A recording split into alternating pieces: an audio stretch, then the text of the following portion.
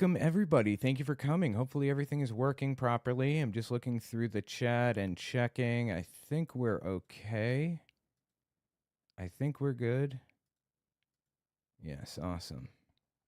Perfect. All right, I want to talk about this. You know, sometimes like the news cycle is a little slow, and I'm like, these subjects aren't that good. Well, today is not that day. Today, I have so much to talk about. It's ridiculous, and it's so deeply entertaining. Where should we start? Let's see. Joel Webbin. Oh, I have a folder titled just Blow Bubba. That's the name of I'm sure you can guess. We'll start there. On Dingdongs is the name of this video, and I'm sure you can guess where that's going. Hold on. Let me just... Okay. And then... Yes. God, I hope I don't get a copyright hit for that. All right. Where to start?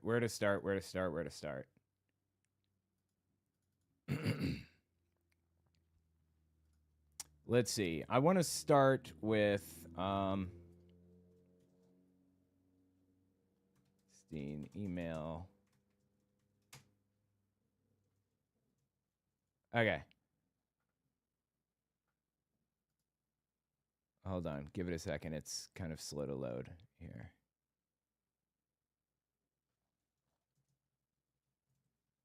Here we go.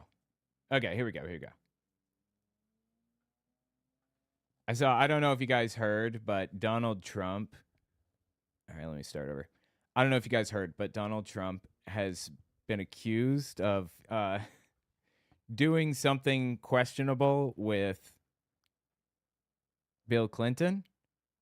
Something that Bill Clinton also did with Monica Lewinsky. If you catch my drift, we're calling him Donica Bluinsky. That's the name that I'm giving to him right now. Well, as it turns out, there's some pretty funny stuff that Trump has said that's a little bit on the nose. Looking back at his post history and stuff like this. If Hillary... All right, hang on. Before we start there. There's some pretty funny stuff on Trump's record that he said that starts to kind of raise eyebrows. If you're unfamiliar with this whole story, basically... Epstein emails released from his estate, and some of the emails basically said, where is it? Here, just take a look at this article here.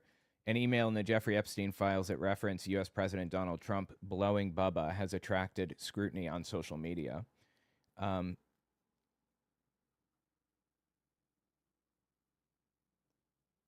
is it? I can't find... Are you serious? They're not going to show me the actual email? This is very frustrating. Where the hell is the email?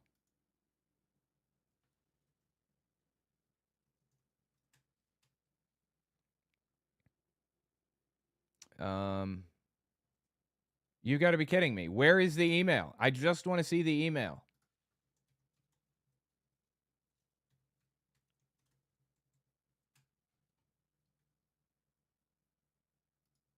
I don't understand why nobody's showing the email.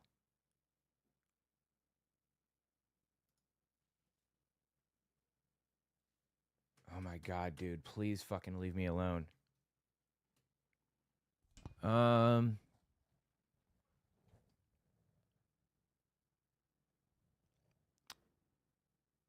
Is it not going to let me, like, just wait? Here it is. So what is your boy Donald up to now? Epstein's brother asked him. And then Jeffrey Epstein says, things are all good and that Bannon is with him. To which Mark responded, ask him if Putin has the photos of Trump blowing Bubba, quote unquote. And Jeffrey basically replied, I thought I had problems. And Bubba happens to be a nickname for Bill Clinton. So people surmise that this was a conversation about Bill Clinton, right? And looking back at Trump's post history is actually pretty telling. if Hillary Clinton can't satisfy her husband, what makes her think she can satisfy America? Trump thought he could do both. Satisfy both Bill Clinton and America. He was wrong in at least one of those things. No, in all seriousness, I don't actually think that this happened. I think it was an offhanded remark, basically asking if Russia had compromat on Donald Trump, as they call it. But, going back and taking a look is pretty entertaining. It's pretty entertaining. My speaking is low. My volume's low. Is this better? Anyway, check this out. This is Alex Jones from 2024, believe it or not. This is from January 9th, 2024. Listen to this. There's no video. Oh, God, sorry. That was awful. One more time. There's no video of President Trump sucking a ding-dong. There's no video of that. Okay, this is a year ago? Why are you even talking about this right now? Why would you bring that? That is oddly specific. After we find this information in Epstein's emails or whatever. That is an oddly specific thing to say. And so what if there was? Okay. Now you're starting to make me think that there is. That's a lot better than World War III, Owen. I never sucked any ding-dongs. Did anyone accuse you of that? What? But I'll tell you, if they were going to blackmail me to start World War III about one, I'd say, hey, I sucked a golf ball through a freaking garden hose. Didn't you already tell Der Spiegel that? No, the son of a bitch walked in there in my own office when I'd splattered stuff on myself and I was changing shirts. He goes, oh, that's a good shot. Let's get your shirts. And then he goes, I go, hey, have some of this chicken and sausage. So technically I said, Jones offered me his sausage. Yeah, give me a break, you son of a bitch. I like women. Okay, that is... I don't know that story. I don't know what he was just explaining to us, but it sounds a little bit like you sucked a golf ball through a garden hose, to be perfectly honest with you. That's what it sounds like. And it kind of sounds like he believes that Trump did too. Men, and if I like men, I'd be proud of it. I'd have a line of them. But I ain't ever been in bed with no man. I've been in bed with probably 300 women. And you sons of bitches sit there and you play these games, and I'm sick of it. Okay, wow. On Dingdongs. That's the title of this video. Simply on Dingdongs. Now you know why. So I start going back, and I'm trying to figure out, like, is there any evidence that Donald Trump may, be into Dingdongs? Is there any evidence of this? And then I come across this video. I'll kiss every guy, man and woman, man and woman. Look at that guy, how handsome he is. I'll kiss him. Not with a lot of enjoyment, but that's okay. No, with a lot of enjoyment. Yeah, I get you had to backtrack on that one, huh? Your true inner thoughts were coming out, and you had to modify it because you knew who you were talking to. Not with a lot of enjoyment. That's Alpha Force Zero's favorite clip of all time. And I understand why. And it is kind of weird how this dude dances, right? It kind of looks like he's at, what's the word I'm looking for? A party with other men that are just hanging out and they're having a grand old time together. It's kind of, it's weird. I'm going to mute the audio so that we don't get copyright strike. It's weird how he dances, and it looks like he's dancing with a couple of guys next to him, right? Kind of doing one of these things here or whatever. Pretty funny. And the music, dude, the song, he loves this song. Isn't this song about being gay? If I'm not mistaken, the YMCA song? Yeah, that's about as much as I can fit in without getting a copyright strike. Anyway. Point is, it's a little suspicious at this point, and I'm starting to wonder what's going on. Now, if you don't know, much about this situation,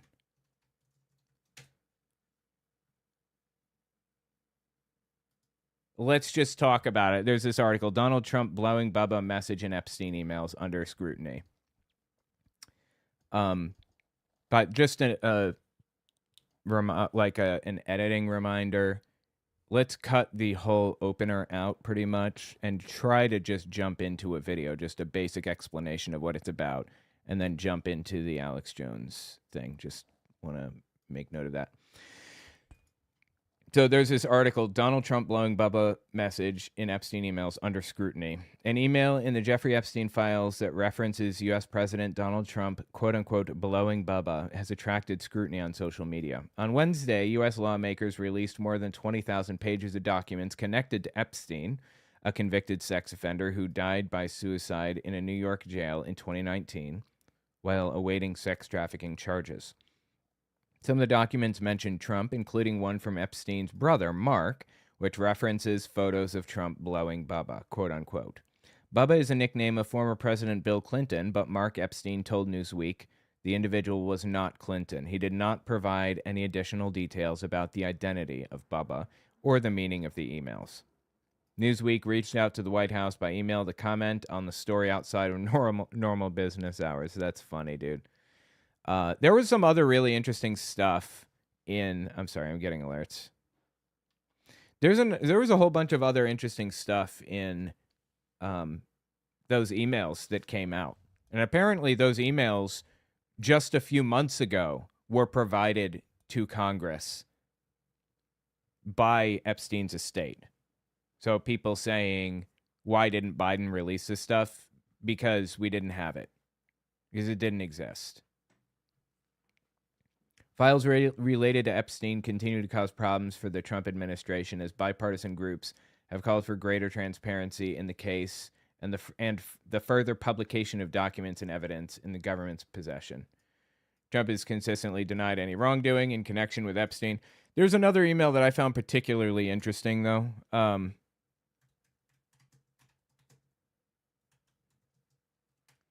Let me see if I can find the right...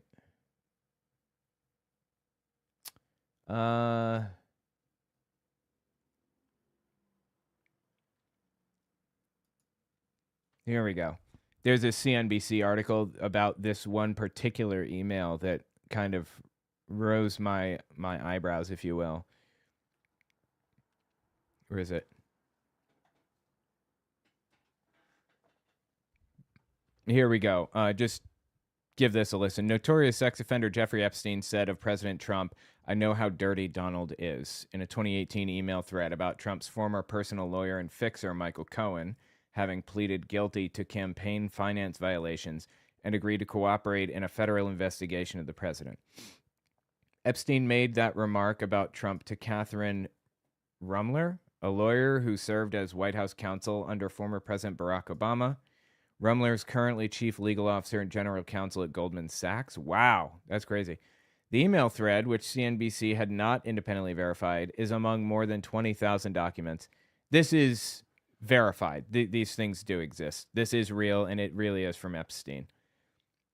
From 20,000 documents obtained from Epstein's estate through a subpoena by Democrats on the House Oversight and Government Reform Committee, which released them on Wednesday.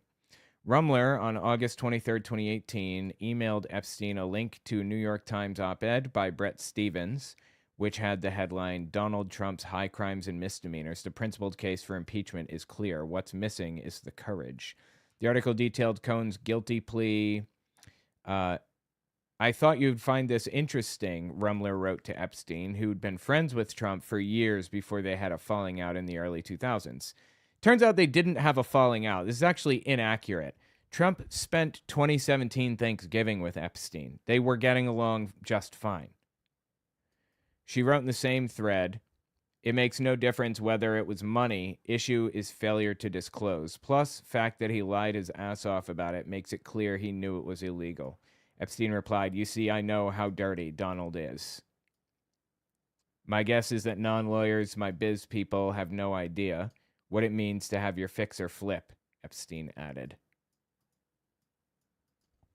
Also, there was another email from Epstein where he basically said that he's the worst person that he knows. A convicted pedophile, sex trafficker, says that Donald Trump is the worst person that he knows. He said it in a private email to somebody. That should tell you something, right? That should tell you that Donald Trump is the lowest of the low. About as evil as they come.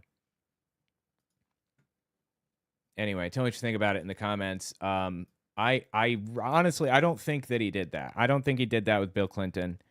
I think it's fun to imagine, but I think it was really a question about compromising material over anything. Tell me your thoughts. All right, let me write down my timestamp.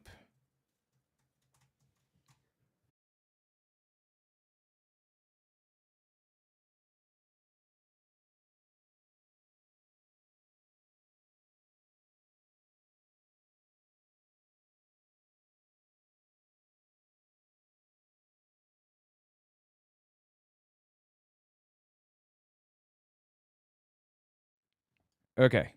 Okay, I'm good now. I believe that we are good, and I'm actually surprised that I can keep the same streaming link, apparently. I believe.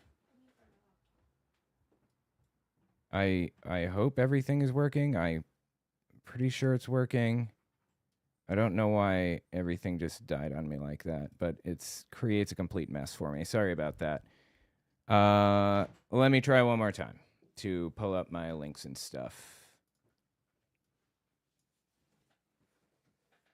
I'm going to have to repair those videos that I recorded just now. All right, start recording again.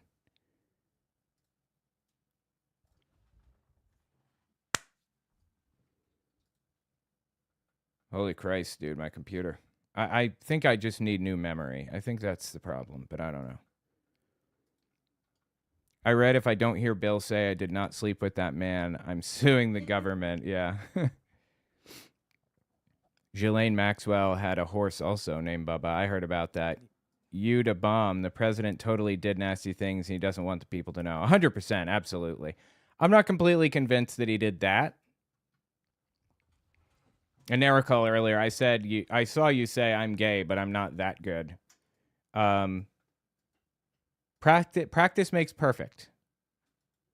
Practice makes perfect. All right. Let me just switch over real fast here. Yep. Hang on. Okay. Hopefully my computer does not die on me again. This is driving me batty. All right. Keyboard connected. Check this out. I've been working on this program called Clippy, and it's basically a video management thing because I have like 1 billion clips, like all the way back to like 2020, some older than that. 2017, I have one from then. Anyway, so basically this program that I wrote lets me manage the clips. I can transcribe the clips automatically and get an analysis on the transcription. I can organize them. I have an advanced search feature, so now I can type Marjorie Taylor Greene, and all of my Marjorie Taylor Greene videos pop up, and I can... Go ahead. Go ahead. The Southeast. But take your time. I can click through them. I can sort them. Let's see. I also have batch downloader. I can download a bunch of videos at once with this. Video manager. I can add tabs. I just added this feature earlier today where I can add tabs so that I can categorize videos. Like if I want to talk about like young earth creationists tonight, these 3 videos are categorized into this tab, and I can right click and open in QuickTime Player, and there they are for me right there. Also, I have a video editor that I created. I'm pretty proud of it. Like, look at this video editor that I created in Angular, Angular, and I'm using Nest.js as the back end. And I can highlight sections. I can add like custom notes to the highlighted sections. I can export the highlighted sections or any of the individual parts that have been like marked as interesting. I can go full screen. modern humans. And play and pause, and it pops up the timeline when it pauses. Now, obviously, see? Humans evolving into humans. That's pretty cool, right? I'm so proud of this. Isn't exactly proof of evolution. So, you can... All right, you're grab the green screen. And I'm going to angle the camera down when you sit. Scratch them off the list as Neanderthal. Mickey's all curled up. Aw. Anyway, I'm super proud of my program. It's really it's really good. And I'm going to add new features to the video manager as well. I'm sorry, to the editor as well. I'm going to add a second timeline where you can like drag and drop pieces and add like so that they stick together and you can export like a whole thing. Yeah, that's the plan. It's going to be good. You can search the transcript. Like here, I'll search for Ding Dong. And there we are. We have... There's no video of President Trump sucking a ding dong. But I'll tell you, if they were going to blackmail me to start World War I, I'd say, hey, I suck ball. Anyway, yeah, pretty cool. I'm actually having a problem with the auto scroll. What?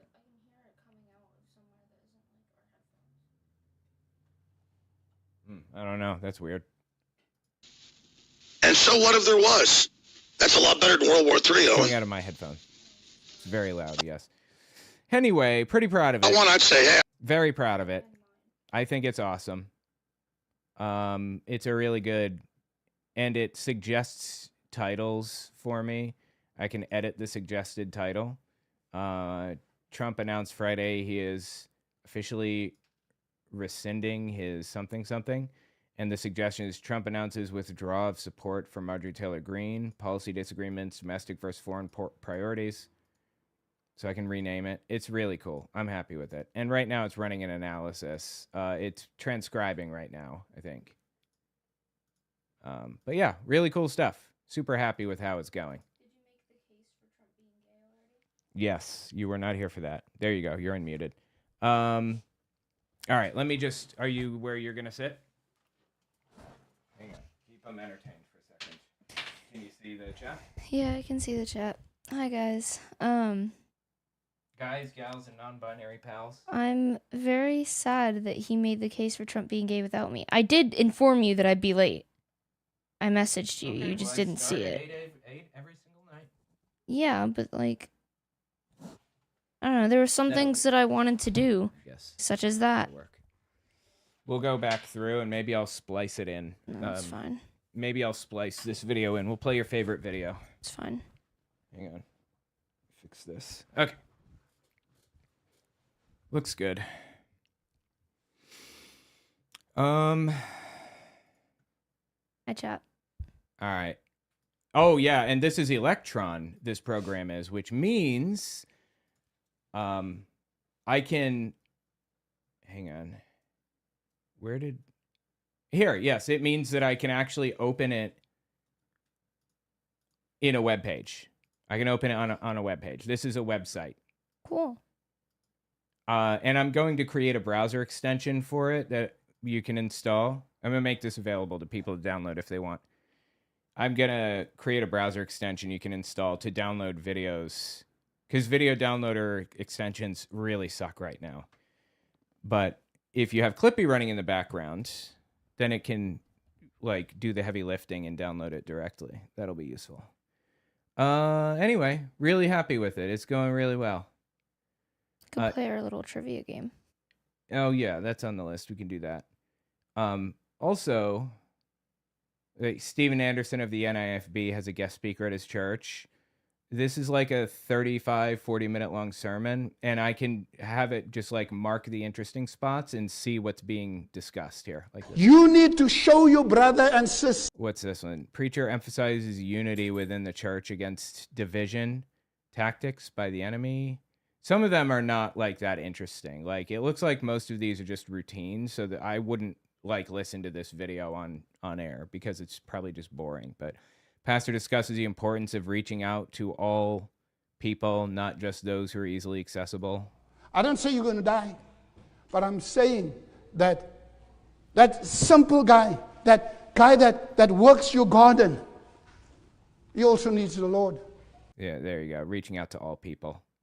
Anyway, I'm pretty happy with it. I'm proud of a little Clippy over here, but let me pull up the video I was looking for. It was stream. Hold on.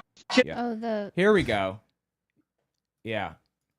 We'll splice this into the spot where I covered it you before. don't have to. It's okay. Let's listen. I'll kiss every guy, man and woman, man and woman. Look at that guy, how handsome he is. Okay. I'll kiss him. Not with a lot of enjoyment, but that's okay. I'll kiss every guy. Notice how the crowd slowly dies down behind him. He says, look at that guy. And everyone's like, yeah, woo. And he's like, I'll kiss him. And they go, oh. Maybe not. You know, I've said this before, and I'll say it again. Donald Trump can be canceled. People don't realize this. You have to be canceled by your own audience. You can't be canceled by others. MAGA cannot cancel me. It wouldn't be a cancellation. It would be persecution, and they've done it before. And I got massive support from our side when that happened. You know, the stuff in West Virginia where the health teacher and all that stuff. I got massive support from you guys. Trump can be canceled if it's MAGA doing it. What would they cancel Donald Trump over? Not over being a literal pedophile, because I feel we've pretty cleanly established that he's, you know, they're all fine with that. But if he came out as gay or trans, it would be over for him like that. They would no longer support him. And this is, you know, he realizes that in this moment. You can see it in his face. He's like, okay, well, I can literally murder somebody on Fifth Avenue and get away with it, but I can't come out as gay, so maybe I'm going to backtrack. I'll kiss every guy, man and woman, man and woman. Look at that guy, how handsome he is. Just dead silence from the crowd. Seriously, listen again. And woman, man and woman. Look at that guy, how handsome he is. I'll kiss him. Not with a lot of enjoyment, but that's okay. Anyway, yeah. Tell me what you think. All right, I'll splice that into the original. Again, I'm going to have such a mess to clean up with the videos. I don't think it'll make sense because I'm suddenly here and I wasn't before. No, it's fine. Who cares? This is Alpha Force Zero. It's my kid if you guys don't know. There we go. I'll splice that into. Okay, let's hit the next one, which is the next story, I mean. Someone said, how about if Barron was gay? If Trump didn't condemn Barron or stop talking to him, they'd be very mad. I don't know. I think they'd be okay with it. I mean, Trump has said that he doesn't care if gay people vote or whatever. He said if they want to vote for us, let them vote for us. In regards to the log cabin Republicans who are gay Republicans, and they were rejected. They were denied access to CPAC one year, and Trump said, "Let them in. Let them. If they're going to vote for him, then I'll take their vote." And he wasn't canceled for that. Trump said, there's this guy at one of his rallies who said, gays for Trump. And he said, where are the gays for Trump? You guys pointed to him and they all went, yeah. And he goes, you don't look gay. Really? Yeah. Wow. I mean, he's a complete piece of trash, obviously. Yeah, that's what He's an evil sack of shit, to be perfectly honest. But, you know, I don't think that he's homophobic. I think he's homophobic, like, not that he hates gay people, but that he doesn't pay any attention or care, and he perpetuates harmful stereotypes and stuff. But I don't think he has a problem with gay people overtly. I do think he has a problem with black people overtly. He didn't rent to black people in the 70s specifically because he said that they are lazy. He said black people are lazy. That's racism. That's not just perpetuating harmful stereotypes. That's racism, right? And I don't think that same thing exists in Trump for the gay community specifically. I think he does hate trans people like that. But anyway, one more thing I wanted to add actually to that first video. We're going to append this to the end too. Megyn Kelly actually came out with an interesting take on Epstein and Trump. Hang on, let me just listen to what Megyn Kelly said. Have you heard this yet? I sent it to you. No. Not this clip, but I sent you another clip exactly like it. Listen to this. This person has told me from the start, years and years ago, Talking about somebody she knows that she doesn't want to name, that Jeffrey Epstein, in this person's view, was not a pedophile. This is this person's view, who was there for a lot of this. And you are repeating this view. That he was into the barely legal type. Like he liked 15-year-old girls. And That's not barely legal. Yeah, that's still actively illegal for years. You still have years before it's legal. Like what? I realize this is disgusting. I'm definitely not trying to make an excuse for this. I'm just... Then why are you repeating it with absolutely no pushback? And why are you repeating it and saying it incorrectly? Barely legal means 18, 19, 20. This is illegal. And you can't, like, even if you're reporting on someone's view, you can't say, oh, he was into the barely legal type, when it's just objectively false. She's defending this, in effect, by presenting this as a legitimate viewpoint. And she says, this isn't my viewpoint, but she's providing it as a viewpoint with zero pushback. This is her defending it. Giving you facts. I'm giving you facts, she says. He wasn't into, like, 8-year-olds, but he liked the very young teen types that could pass for even younger than they were, but would look legal to a passerby. And that is what I believed, and that was what I reliably was told for many years. And it wasn't until we heard from Pam Bondi that they had tens of thousands of videos of alleged, forgive me, they used to call it kiddie porn, now they call it child sexual abuse material, on his computer.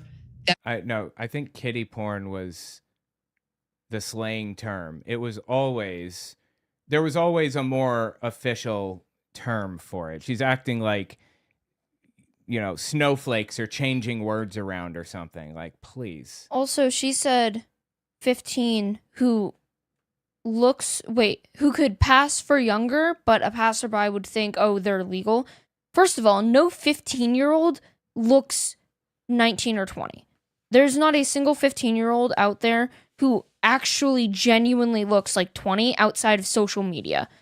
And also, if they look younger than they are, what 14, 13, 12-year-old looks 19, 20?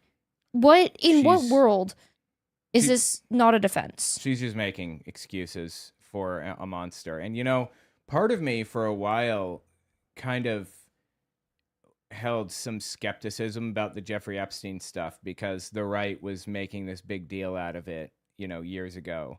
And I kind of wanted to get like a level head here and understand what was happening from an objective viewpoint. And the deeper that I dug into this, the more I came to find that he was a monster, like a truly evil, depraved human being, Jeffrey Epstein was. And Donald Trump knew that about him and accepted it and liked it about him and participated. Tens of thousands of videos of child sexual abuse material. Tens of thousands of videos of it. That is vile and evil and wrong. Anyway, regarding Megyn Kelly, there's something else I want to say here. There is a number. All right. There's a point at which sexual involvement or whatever becomes less harmful on like a logarithmic scale. And you can look at this in studies. It starts at like 15, it's harmful, period. It's harmful. 16, still harmful, but less so. 17, still harmful, but less so. 18, and it keeps going down. 18 is about the point at which people can make their own choices about this, and it's okay. But it can still be harmful to people, and they need to come to this on their own terms and not have it pushed on them like Jeffrey Epstein was doing, right? That's why the age of consent is where it is, because it's actually damaging in odd ways you wouldn't expect. Let me show you an example. This is a website called Broken Crayons. When kids are taken advantage of, they show odd things that don't make any sense to adults, or that I certainly don't understand why this happens. When they've been taken advantage of at 8 years old, for example, they draw their abusers with pointy fingers and pointy teeth. There's something in our psychology that pushes us to kind of connect pointy things like sharp teeth with danger. And, 8-year-olds will draw that. Or having no arms. They draw pictures with no arms. It means they feel like they're helpless. You're looking at a drawing by an 8-year-old girl.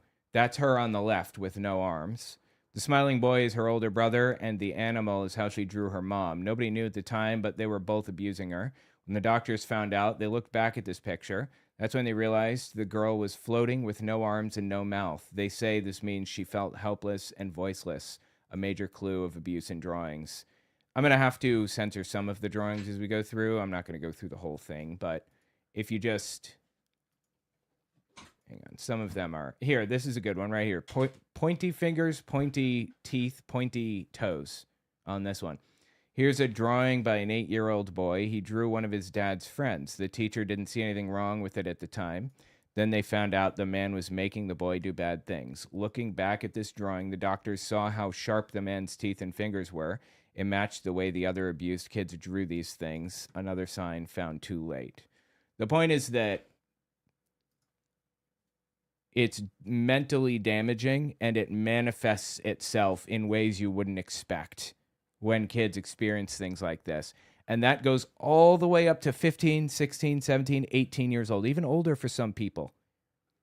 Some people will experience emotional trauma that manifests in this kind of way all the way up to 20 years old, in ways you just don't understand why your mind is doing this or whatever. So you can tell me until you're blue in the face, Megyn Kelly, that it's not 8-year-olds. We put the number at 18 as a society for a reason. Okay? It's damaging to people. It's harming people. It's not acceptable. Especially if this dude is 60 years old, like Donald Trump was when he said, "Can you believe it? I'm going to be dating this 10-year-old girl in 10 years. It's dangerous to society and unacceptable, is the point. And she's sitting here justifying it. Well, it's not pedophilia. It's iphibophilia. I don't care what you want to call it. It's damaging. It is damaging to people, and it should be banned. Honest, I don't really trust Pam Bondi's word on the Epstein matters anymore. Or anything else. Oh, she's suddenly denying that Epstein had any of these videos now. Are you kidding me? Yeah, so I don't know what's true about him, but we have yet to see anybody come forward and say, I was under 10. I was under 14. Mm-hmm. Bro, what? Are you kidding me? A ton of people have come out. There are like hundreds of victims that have come out and talked about this. Some very young, 13 years old. One girl, Katie Johnson, was 13, and she sued Donald Trump because the statute of limitations for a criminal charge was already up. So she sued him, claiming that he forced her to have a lesbian relationship with another girl in front of him. Donald Trump, not Epstein, Trump. And she withdrew the lawsuit because of the death threats that came. This is like years and years and years ago. Trump, the more I look into this, the more convinced I become that Donald Trump is a full co-conspirator with Epstein. Like they were involved with each other and working together. When I first came within his purview, you can say that's a distinction without a difference. I think there is a difference. There's a difference between a 15-year-old and a 5-year-old. It's just, mentally there isn't for those kids. There isn't a difference for them. Like it's still damaging to those kids, and it's still morally wrong. Unfortunately, there is a high percentage of people in the world that are into 18 plus. That's why it's a category on a lot of adult entertainment websites, and that's just what it is. That's disturbing and odd to me, but not illegal. So I kind of take, and it's not hurting anybody, like for 18 plus. So I guess I'm just, whatever. That's not my business, although I think it's creepy and odd. But a 15-year-old, 14, 13, 12-year-old being trafficked, and Donald Trump was his best friend for 10 years and knew and was there involved. Megyn Kelly is vile and evil to say some shit like this. This is wrong. Whatever, it's sick. Because every time we start talking about Epstein, it makes your skin crawl. You're right. The whole thing is just disgusting. Didn't she literally just justify all the stuff that he did? Didn't we just sit here for 2 minutes listening to her do that? What is wrong with her? I would have expected this from a male MAGA nutcase like Glenn Beck or something. But Megyn Kelly, why are you defending pedophiles? That is disgusting. Get help. All right, I'll leave it at that. That maybe we'll split that into 2 videos. Megyn Kelly and the Epstein thing. I don't know. I guess it'll be decided when editing is going on. But all right, cool. Make sure I'm recording and everything is good. Would suck if you weren't recording that entire time. Well, I mean, I could pull the video from YouTube afterward if I needed to, but yeah. Hang on. 1 second. I'm going to pull up another, let's see, 25. Megyn Kelly. She's disgusting, dude, really. What is wrong with somebody that would say that? That is evil. All right, let's talk about Marjorie Taylor Greene, aka MTG. There are so many good stories tonight. God, I cannot wait to cover some of these. Let me just open these. Oh, God. I just tried to open all of them together, and instead of opening them in tabs, it opened all of the videos individually. It's very frustrating. The experts. What do you make? All right. Open. Ugh, it's doing it again. Oh, I see why. Okay, cool. And then let me open the images that I have. I have this whole segment to do on Marjorie Taylor Greene. So let me see where it starts. Here. This one. This one. And that'll do. And let me just pull this over.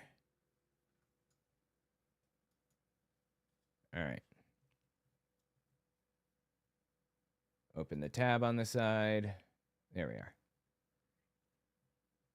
So apparently Marjorie Taylor Greene is on Trump's bad side. He is fully turned on her. And I want to talk about why. It's fascinating. Listen to, I think this is Katie Collins from CNN. She kind of explains a little bit. We're going to look at Trump's Truth Central posts to see what, his truths, if you will, to see what he says about Marjorie Taylor Greene. It's bad. Oh my God.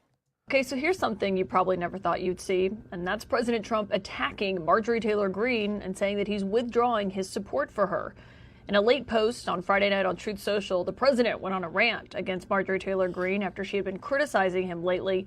And he said that despite all the accomplishments he says he's achieved for the United States since retaking office, he says, quote, "All I see wacky Marjorie do is complain, complain, complain." The president claims that he sent Marjorie Taylor Greene a poll showing that she shouldn't run for senator or governor in her home state of Georgia, something that has been a big question lately.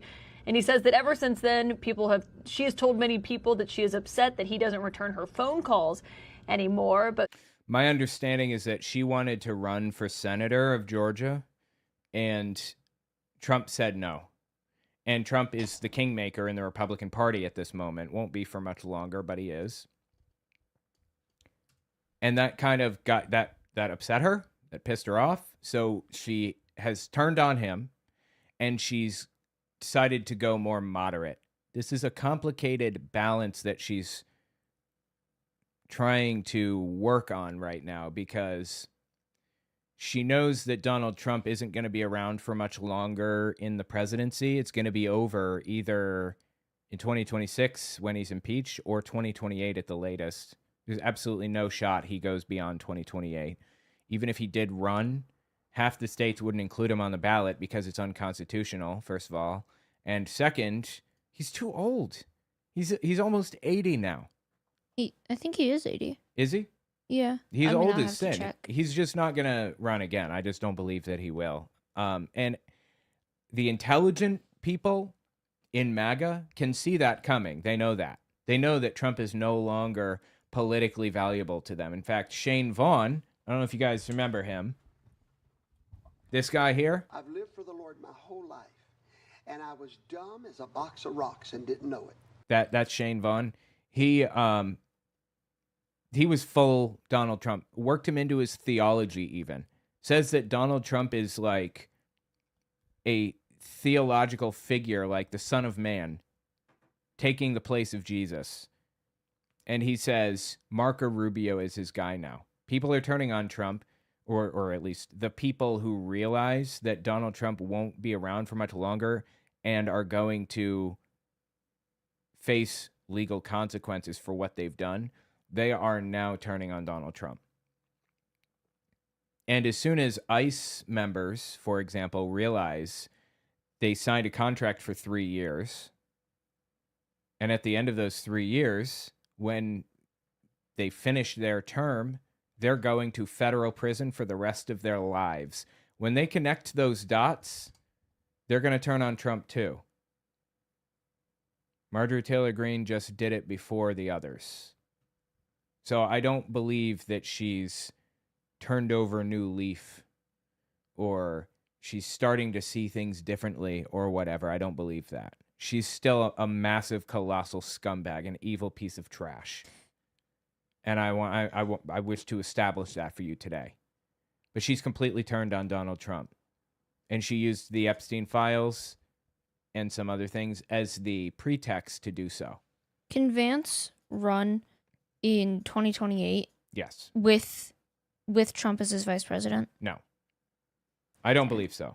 I don't think that's legal. Trump turns 80 in June. So 6 months. Even if Trump did run as the vice president, first of all, I don't believe that Trump would take second fiddle. I know that the goal would be for Vance to resign and Trump to step in. I don't believe he would even bother. He would just try to violate the Constitution. First of all. And second, he's too old. I just don't think that he's up to it. I don't believe that he wants to, in my personal opinion. We'll see. Maybe I'm wrong. I just don't think so. Anyway, let's keep listening to this, and I intend to establish for you today that Marjorie Taylor Greene is still a vile piece of shit, as she's always been, and we shouldn't be considering her an ally now. Then he cites all of the people that are in Congress and how busy he is, and he says, in leading an otherwise normal life, I can't take a ranting lunatic's call every day. Here's what... So that was Trump's response to Marjorie Taylor Greene saying Trump isn't even returning my calls anymore. I can't take a ranting lunatic's calls every day. Ouch. Here's what MTG had to say. President Trump just attacked me and lied about me. I haven't called him at all, but I did send him these text messages today. Apparently, this is what sent him over the edge, the Epstein files. And of course, he's coming after me hard to make an example, to scare all the other Republicans before next week's vote to release the Epstein files. I would love it. Wait, she said these text messages? What text messages did she send? Are they going to get to it? I hope so. She goes on to... The topic was the Epstein files. Okay. But I guess she didn't screenshot what her messages were, but yeah, her topic was the files. I would love to know what she said. She goes on to say, I have supported President Trump with too much of my precious time, too much of my own money, and fought harder for him even when almost all of the Republicans turned their back and denounced him. But I don't worship or serve Donald Trump Anymore. She certainly did. Of course, this comes after Marjorie Taylor Greene has been critical of the White House, saying that they need to stop doing so much focus on foreign policy. They need to focus more on domestic policy, what the president had been running on the campaign trail. Those eyebrows, though. I'm sorry.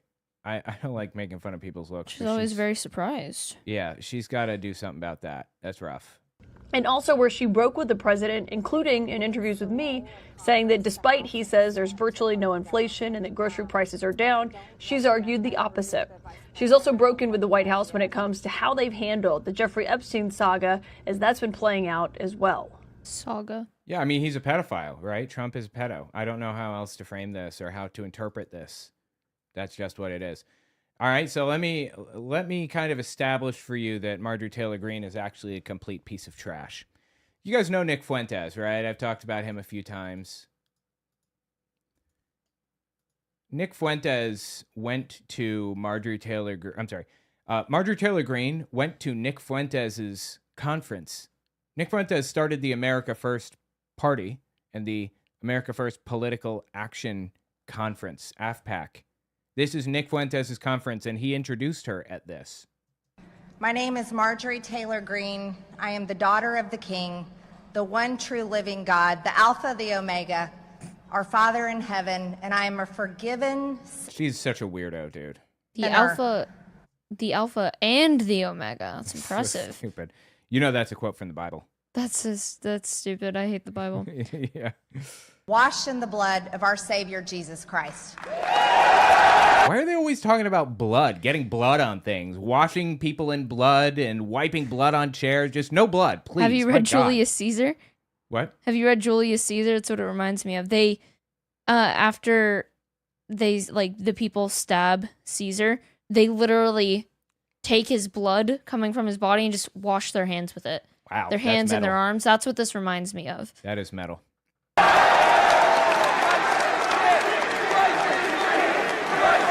You can hear him yelling "Christ is King" in the background. That is an inherently anti-Semitic dog whistle. They say Christ is King intentionally. I mean, this group specifically. You may say it because you're a Christian. This group says it. Ooh, you want to fix your camera? This group says it because Jews can't say Christ is King because they don't believe it. It's an exclusionary phrase that they intentionally adopted to exclude Jews, according to Nick Fuentes, quote unquote. No, these are Nazis. These are full-blown Hitler-loving, Sieg-heiling Nazis.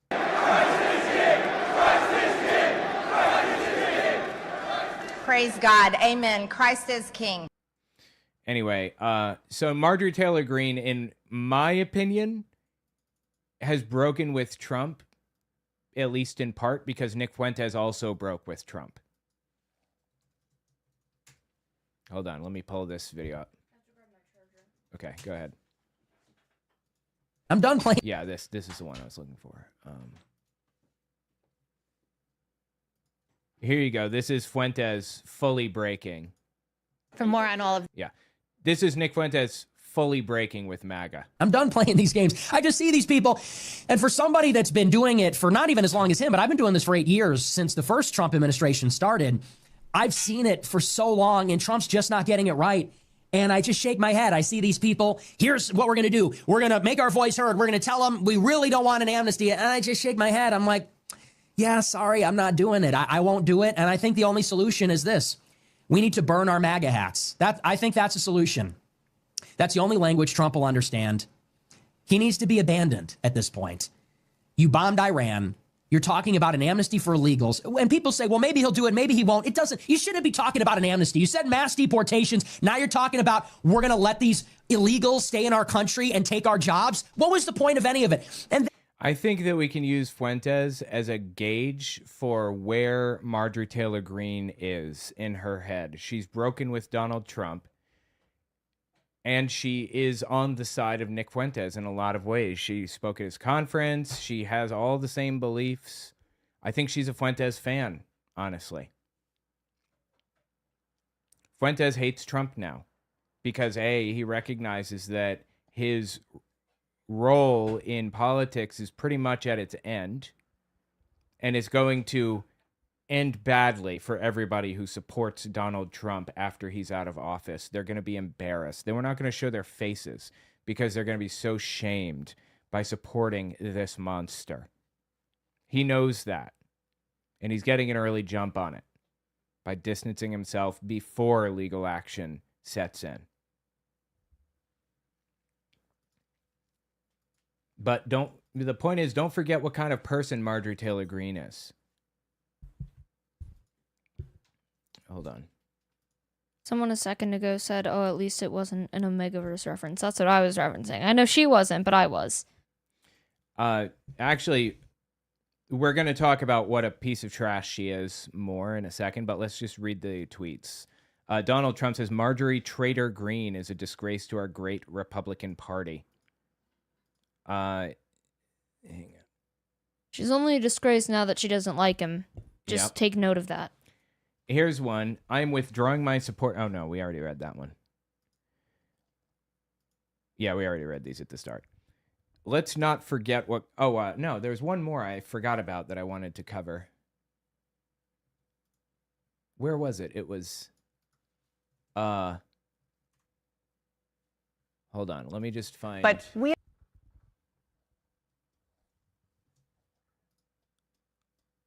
All right, here we go. Here's another interesting kind of tweet or whatever. Ben Shapiro claims Marjorie Taylor Greene supports the release of the Epstein files because she wants to destroy Trump's presidency. That's interesting. Why would releasing the Epstein files destroy Trump's presidency? I hear you asking. I think we're all asking that question. People have turned on Marjorie Taylor Greene fully, and I am all in for it. I love it. I love everything about it. And, you know, she has defended Trump in some real egregious stuff and some unforgivable stuff. Here's another really good tweet from Trump about her. Sorry, my computer is like dying on me right now. All right, let me just open it. Lightweight Congresswoman Marjorie Taylor Brown. Green grass turns brown when it begins to rot. The joke's not funny if you have to explain it, Donald. What is it? So stupid. It is stupid. Betrayed the entire Republican Party when she turned left, performed poorly on the pathetic View, and became the rhino that we all know she always was.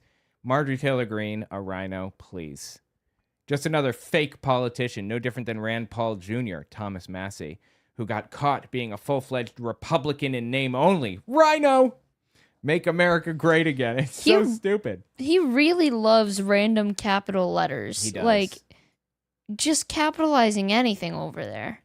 Marjorie Taylor Greene has moved away from being an extremist and is now trying to portray herself as a moderate, even though I feel I've established she's not, right? This is all an act. This is a lie that she's presenting to us. Listen to this. But we have seen these kinds of attacks or criticism from the president at other people.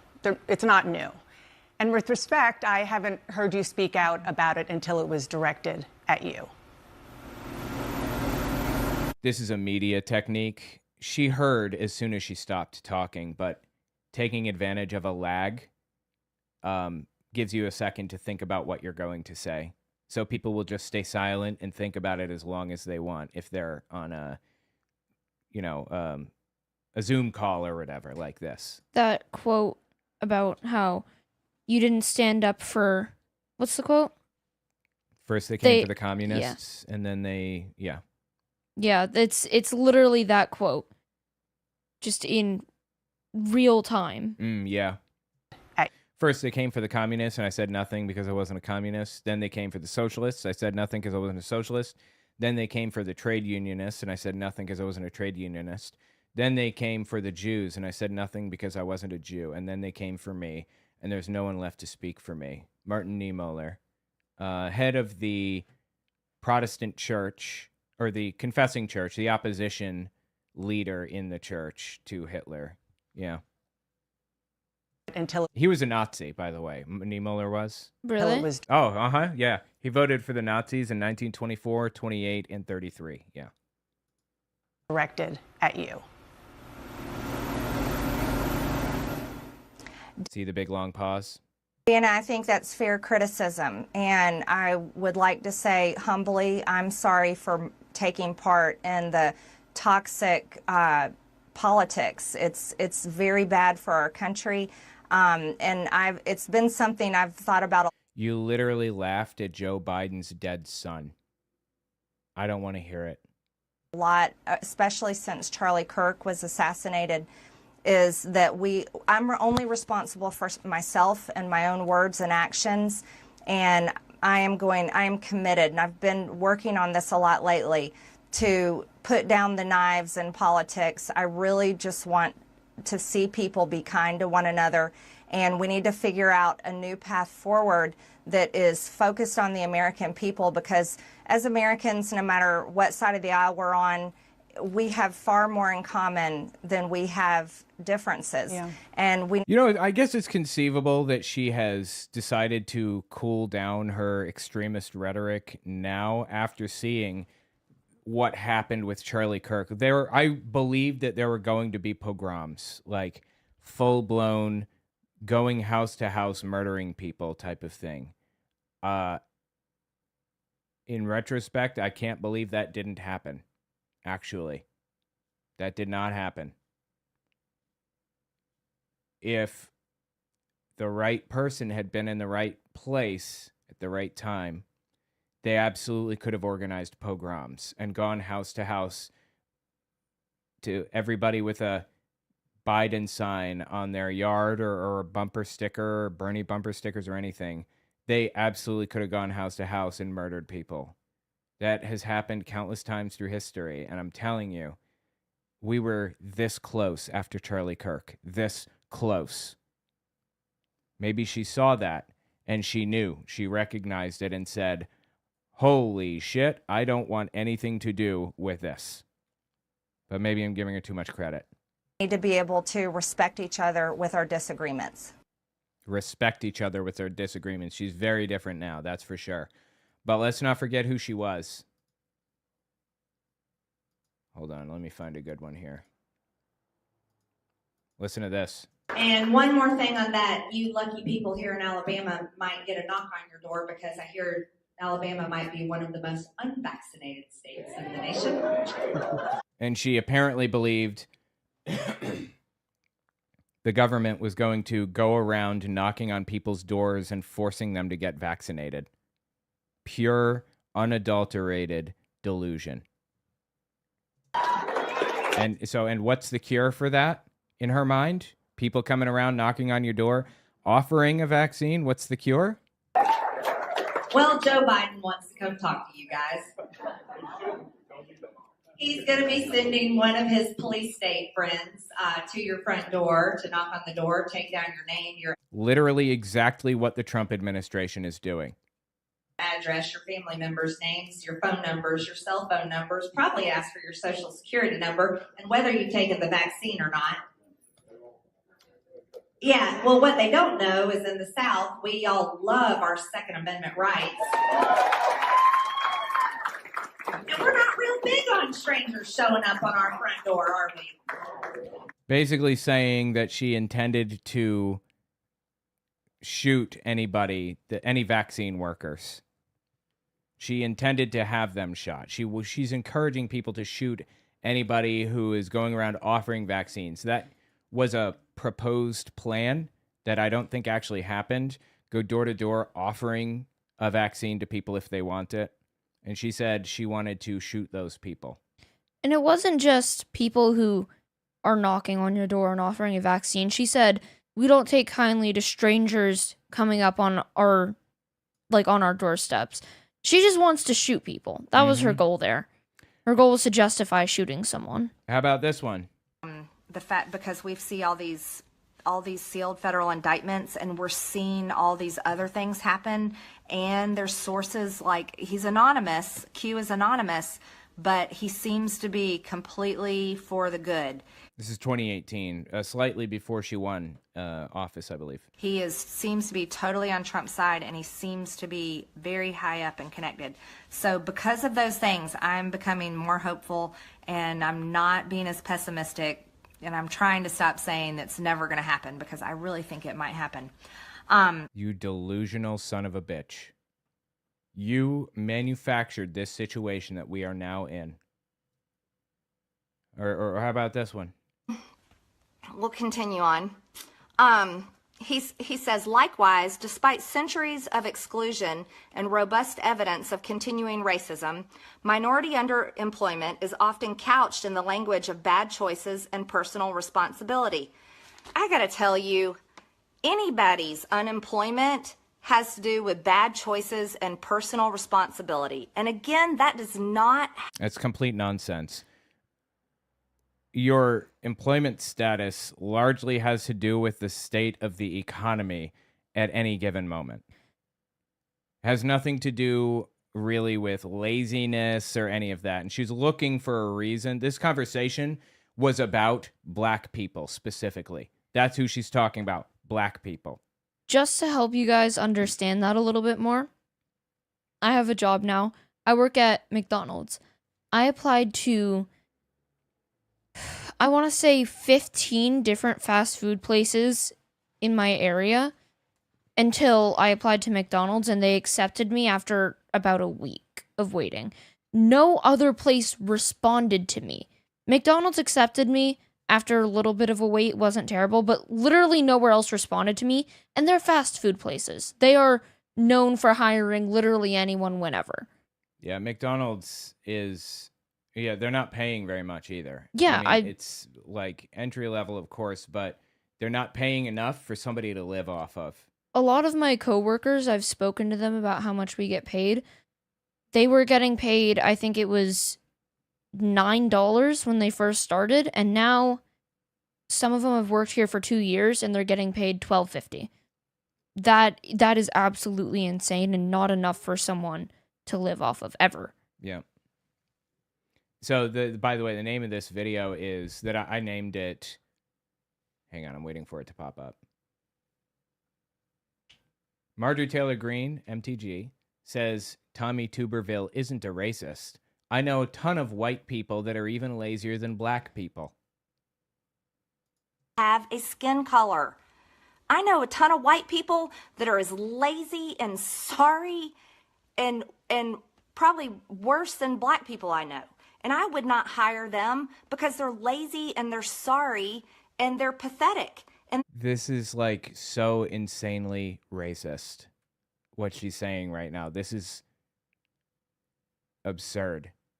That has everything to do with their bad choices and their personal responsibility. That is not a skin color issue either. That's a people issue. Anyway, yeah, she's a piece of trash. And then there's this classic little ditty. Actually went viral on the TikTok when I covered this video. This is her going to the jail with the January 6th rioters, insurrectionists, with this piece of shit right here on the left. This is... Oh my god, what's his name? It's something really stupid. I suddenly cannot remember his name. It's, what's his name? I don't know. Check your Louis Gohmert? Yes, Louis Gohmert. It's Louis in your Gohmert. thing. That was it. Yes, check the thing. That's a good idea. Louis Gohmert. He was voted out. He was a Texas Republican, dumbest congressman alive, maybe. And that's, you know, a low bar, or a high bar, or whatever. But he was voted out. He and Marjorie Taylor Greene went to the January 6th jail, and immediately after January 6th, basically, and started pushing for them to be released and have good conditions and talk to them and all this other stupid shit. To match them. We have been denied the ability to go back and have a tour. We've been denied even a phone call and an answer back. So that's why we're here today at her office to say you need to give us a visit. You owe this to all of the people that we represent across the country. And then this city needs cleaned up. There's homeless people all over the city. Crime is out of Bro, what does this have to do with literally anything? control, and it has a jail that is clearly a dangerous place for people to be because they're dying last week. And You give it a rest, dude. Clearly a dangerous place to be in jail. First of all, she didn't care about conditions for inmates until it was somebody that she liked. And the moment those people were out of jail, she suddenly didn't care about jail conditions anymore. So it obviously was not about that. It was about the people that she likes, trying to give them special favor. First of all. And second, they weren't mistreated. The January 6th insurrectionists, the traitors to the U.S. government, they were not mistreated. They were treated like every other inmate. I'm sorry you don't like being in jail. Don't commit an insurrection against the U.S. government next time. And these pretrial January 6th defendants have been held months on end, being abused as political prisoners of war by not only federal judges. If she believes they're prisoners of war, that kind of inherently means that she believes that they are from a different country, right? That they're part of a different country and deserve prisoner of war protections under the Geneva Conventions. Political prisoners of war. That I saw someone a second ago, Emily Sigmund sent a super chat. She said, ever since slavery is outlawed, suddenly racists think black people are lazy. That's such a good point. Yeah. Like, when you were forcing black people to do everything for you, it was normal and it wasn't an issue. But now that you can't force people to do stuff for you, suddenly they're lazy and terrible and they just don't want to do anything. Just vile. Prosecutors of the Department of Justice, but also the D.C. jail where Kathleen Landerkin is probably still the deputy warden. Anyway, she just goes on like that. The point is that she's a piece of trash. She is just a disgusting piece of trash. And I have so many videos about her, but I have to pick out the good ones because we can only cover so much. Check, this is a really good one right here. Congresswoman, I've got to play you this. It's about 20 seconds or so. This is Nancy Pelosi today literally talking about this idea of segregation, like literally putting unvaccinated House members in a different area. Have a look at this. Yeah, dummy, because COVID was spreading and it was dangerous and killing people. Obviously, if you don't want to get vaccinated, you should stay separate from those who do want to be careful and be vaccinated and safe. It's not segregating them, it's quarantine so that when this person has COVID, they don't spread it to everyone else and kill 15 people. And since when do you have a problem with segregation exactly? Right. He doesn't have a problem with segregation. Never did. He has a problem with something affecting him and hurting him, but it's fine when it's anyone else. Right. Once again, just like with Marjorie Taylor Greene going to the jail and complaining about conditions and then not saying another word about jail conditions after her friends were released. This woman is mentally ill. You know, we can look back in a time in history where people were told to wear a gold star and they were definitely treated like second-class citizens. So She literally just said unvaccinated people are being treated like Jews during the Holocaust. much so that they were put in trains and taken to gas chambers in Nazi Germany. And this is exactly the type of abuse that Nancy Pelosi is talking about. Okay, call me when unvaccinated people are being put into chains and taken to gas chambers. Vile dipshit is the only term that I think I can apply here. When that starts happening, or when people are being killed over this, when millions of people are being persecuted and killed for mass murdered. Mass murdered for being anti-vax, I will stand up and I will say that that is wrong and that is evil. But that's not happening. It never has happened. You can't call us and say, hey, this is happening right now and show us, because it's not. It's really disgusting that she made that comparison. And all that complaining that Trump does about how the left calls the right Nazis, well, they are Nazis right now, especially Nick Fuentes. He's a self-avowed, Sieg-heiling, Hitler-loving Nazi. He describes himself that way. But she's literally calling the left Nazis. And then there's this video responding to that video. What do you make of Laura Logan getting deplatformed and getting attacked for coming out and comparing him to Joseph Mengele. I think it's a very... Fauci. She compared Fauci to Joseph Mengele, which is, do you know Mengele? No. He was a doctor at Auschwitz, the concentration camp. And he basically, when people get off the trains, he would go down the line and he would tell people left or right. And if they went to the left, for example, they would go to the crematorium, they would be killed. If they went to the right, they went to the work camp. And Mengele would pick people out specifically that he wanted to experiment on. And he did horrifying experiments on people, unspeakable, disturbing experiments that will keep you up at night. He looked for people with certain genetic traits, heterochromia, for example. He looked, where it has two different eye colors. He did experiments on twins or people with heterochromia or whatever. Just evil. I'm trying to remember.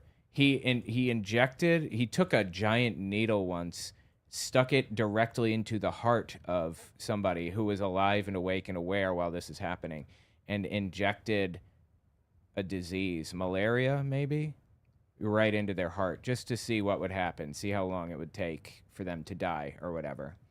Live vivisections and things. I mean, really evil stuff.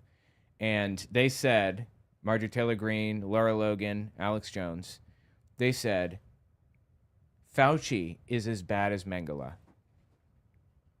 There is no excuse for saying something so psychotic. That tells me you don't know anything about Mengele. You know what happened to Mengele at the end of the war? He escaped to Argentina and lived 40 more years, happy and healthy, died a peaceful death with no consequences, got remarried, had a good time over there in Argentina. Just evil. Just evil. Fair comparison. I think it's a fair comparison. It's basically been one big human experiment, right? That's what... No, not right. COVID-19 vaccines have been. That's what COVID-19 has been. So do I think Lara Logan should have been deplatformed or attacked for what she said? No, absolutely not. As a matter of fact, I tend to agree with Lara Logan, and I think most people do as well. Anyway, so point is that Marjorie Taylor Greene is, in my mind, irredeemable. And if she wants to work with us, the left, if she's chosen to kind of veer left or whatever, I don't believe that's what's happening at all, but if she did, great.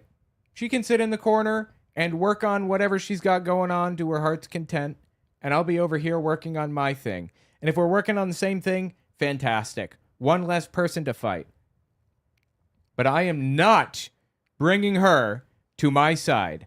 I am not platforming her. I am not rehabilitating her image.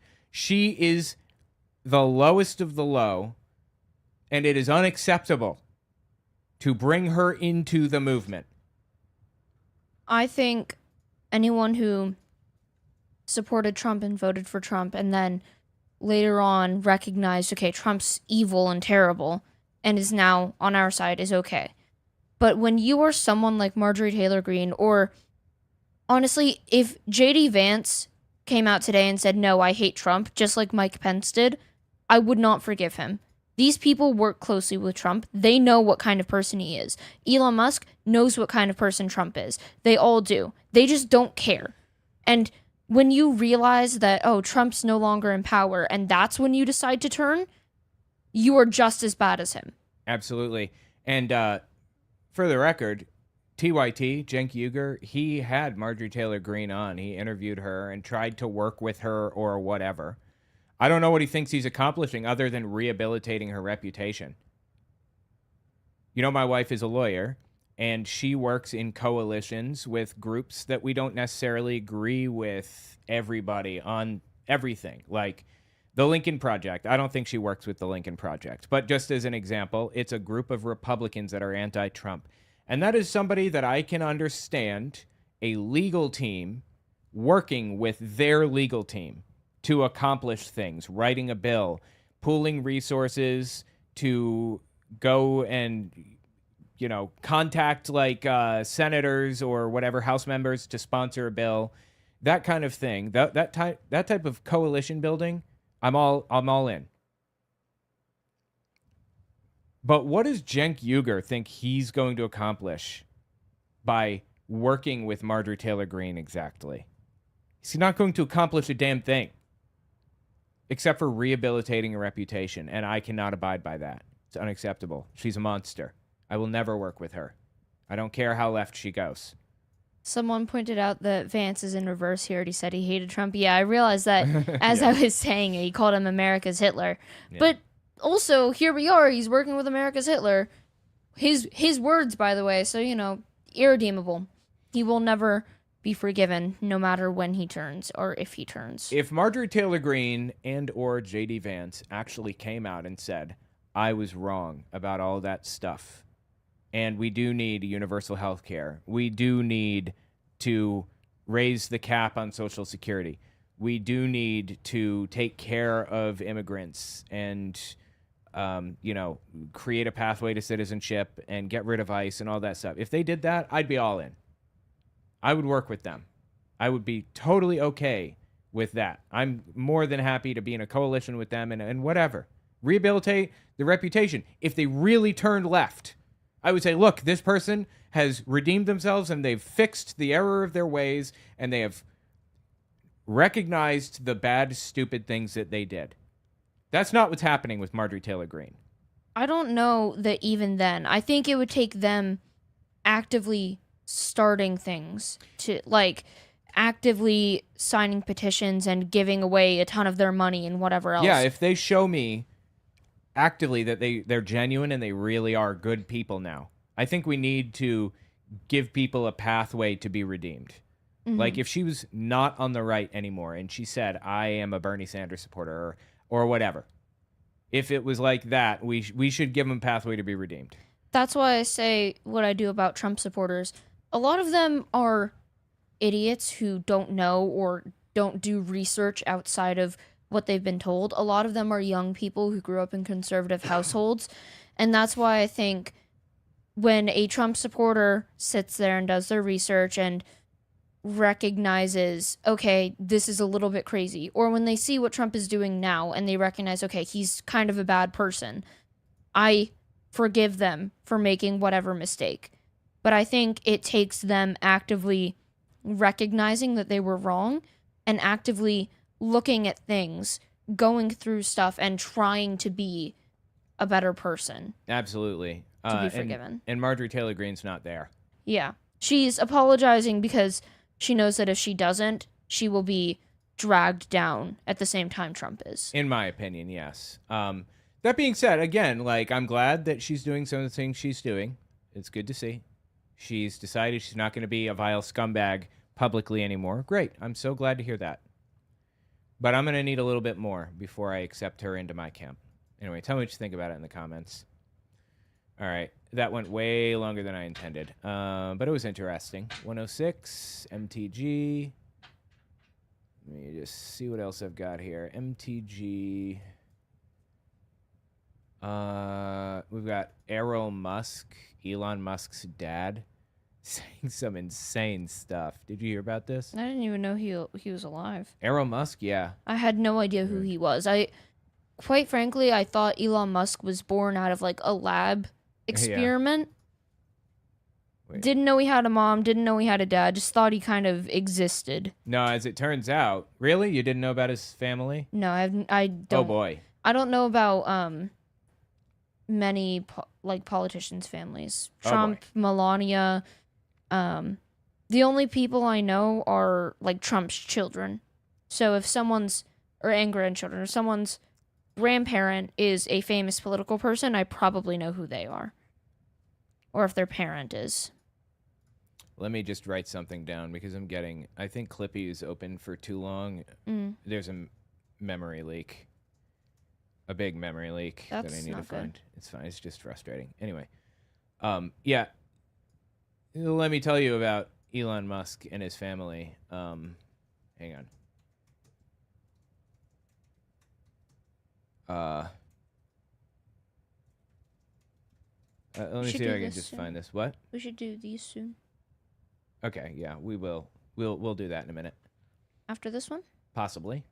Let me just find... Hang on. Let me just search for this. There's a specific story that I'm looking for. Keep him entertained for a second while I look for this. I know a lot about Kai Trump because she got pretty popular. People think that she's queer in some way. They say lesbian and in love with her best friend and dating her.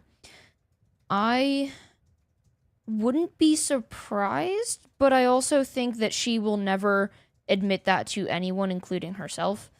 And people are like, "Oh my God, she's just trying to get the will. She's trying to stay in the will." No, I think she fully 100% means it when she's supporting her grandfather. Kai, has she talked about anything? Is she public? Yeah, she's on TikTok. She's really famous. Really? I did not know that. Is she chill or no? She a scumbag? She's you seen any of her stuff? Chill because she doesn't talk about stuff. She just posts stuff in her life. She posts stuff with Trump. She likes Trump. And people are saying, oh, she's just pretending because she wants to get the inheritance money or whatever. She genuinely likes Trump. She genuinely likes her grandfather. She hangs out with him all the time. And I think people pointing out that she is probably gay and then saying that she is aware of it and recognizes it and is just pretending because of whatever are idiots. Interesting. I'll send you her account in a second. But yeah. Okay. All right, so take a look at this. Sorry, I started reading something. Let me just open this video. All right. Apparently she has her own... Wait, she has a product line that's been sold on the White House Twitter account, yes. Is that what you're referring to? Yeah, I was reading it. Which is super illegal. An energy drink. I don't care. Bomb president totally did nasty things and he doesn't want people to know. Thank you so much, Mr. Monster, for being here. Appreciate it. Naricol, I'm still giggling at that. Oh, and thanks for 39 months and many more to go. Thank you. Yeah, absolutely. 39 months. That's nuts. Emily Sigmund, I feel like many Christians speak of blood so often because they have been anemic ever since human sacrifice is outlawed, right? Not long before Jesus. Green grass turns brown when it dries out. Numbnuts, Trump. It gets dark and slimy when it rots. There you go. Yeah, Donald Trump, no one accused him of being the brightest bulb in the box, right? So, ever since slavery was outlawed, suddenly racists think black people are lazy. Yeah, that is an interesting point. Kai is the one who goes golfing with him, if you didn't. Okay. If you've seen that. I have seen that. Clippy loses sanity if you work him too long. Is it a him? I hadn't decided. I guess yeah. All right. I think it's a them. I want to go with them. All right. We need more non-binary pals on this stream. Yes. We've got plenty of guys and gals, and we need some non-binary pals. All right. Yeah, this is Clippy, and there is definitely there's a slowdown happening, and I'm not sure why. The longer it stays open, the slower my machine gets. I'll have to find that leak and. You're overworking them. I guess so. It's so incredibly useful, though. But I don't know that all of the features are useful for everybody, though I do intend to make it available to everybody, maybe on the Microsoft Store, the App Store. I think it's more useful for, I think that some of the features are useful for me personally, specifically, and my big clip collection. Anyway, okay. Elon Musk. That's what we were going to talk about. So Elon Musk's dad came out and started talking about apartheid South Africa. And oh my God, dude, some of the stuff he said was absolutely wild. Just listen to what he says here. And I want to talk about the history of the family, because there is a storied history there about why they were even in South Africa in the first place. Listen to this. The big concern at the moment, and why I think South Africa is a big talking point in the US right now, is America in the next 20 years will become, for the first time in its history, a minority white country. Well, that will be a very, very bad thing to happen. Okay, first of all, I don't know that that's even true. And second, why? Is that a bad thing? So what? Who cares? And third, America has never been like an only white country. We have always been filled with many different people of many different backgrounds. Yes, immigrants, right? That's literally what America was built on, immigrants. The first people to form this country, the founding fathers, were not native to America. Give us your tired, your poor, your huddled masses, so on and so forth, right? What happened to all of that? Why are their names in Ellis Island? Because we took people in. Question is, why is it bad to have immigrants? And you can come up with all kinds of, well, Elon Musk can come up with all kinds of bizarre explanations and reasons.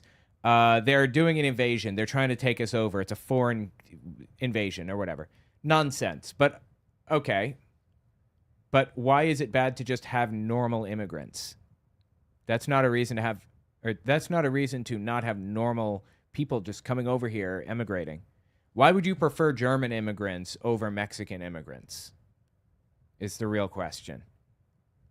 The answer is purely because they're white, and that's it. Hang on, I'm getting a call. I think it's the people. Hang on. Hello? Hey.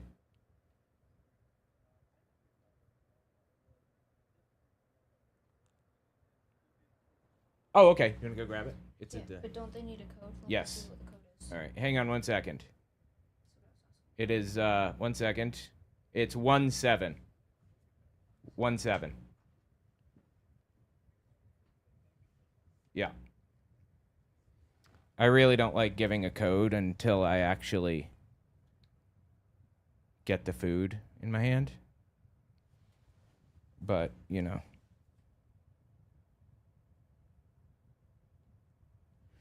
Anyway, what was I saying? Talking about Elon Musk. Oh, the only reason to be opposed to immigration is racism. That is it. Immigration helps the economy. It benefits the economy. It is dramatically helpful. It is dramatically helpful to have immigration in your country. There is no downside. So why does Elon Musk not want immigration? It is racism. That's it. That is the only reason. All right, give me a second. We're going to get this food distributed real fast. Is this mine? Yep. Awesome, thanks. I didn't eat. Oh. I didn't eat dinner. 1 second. Yep.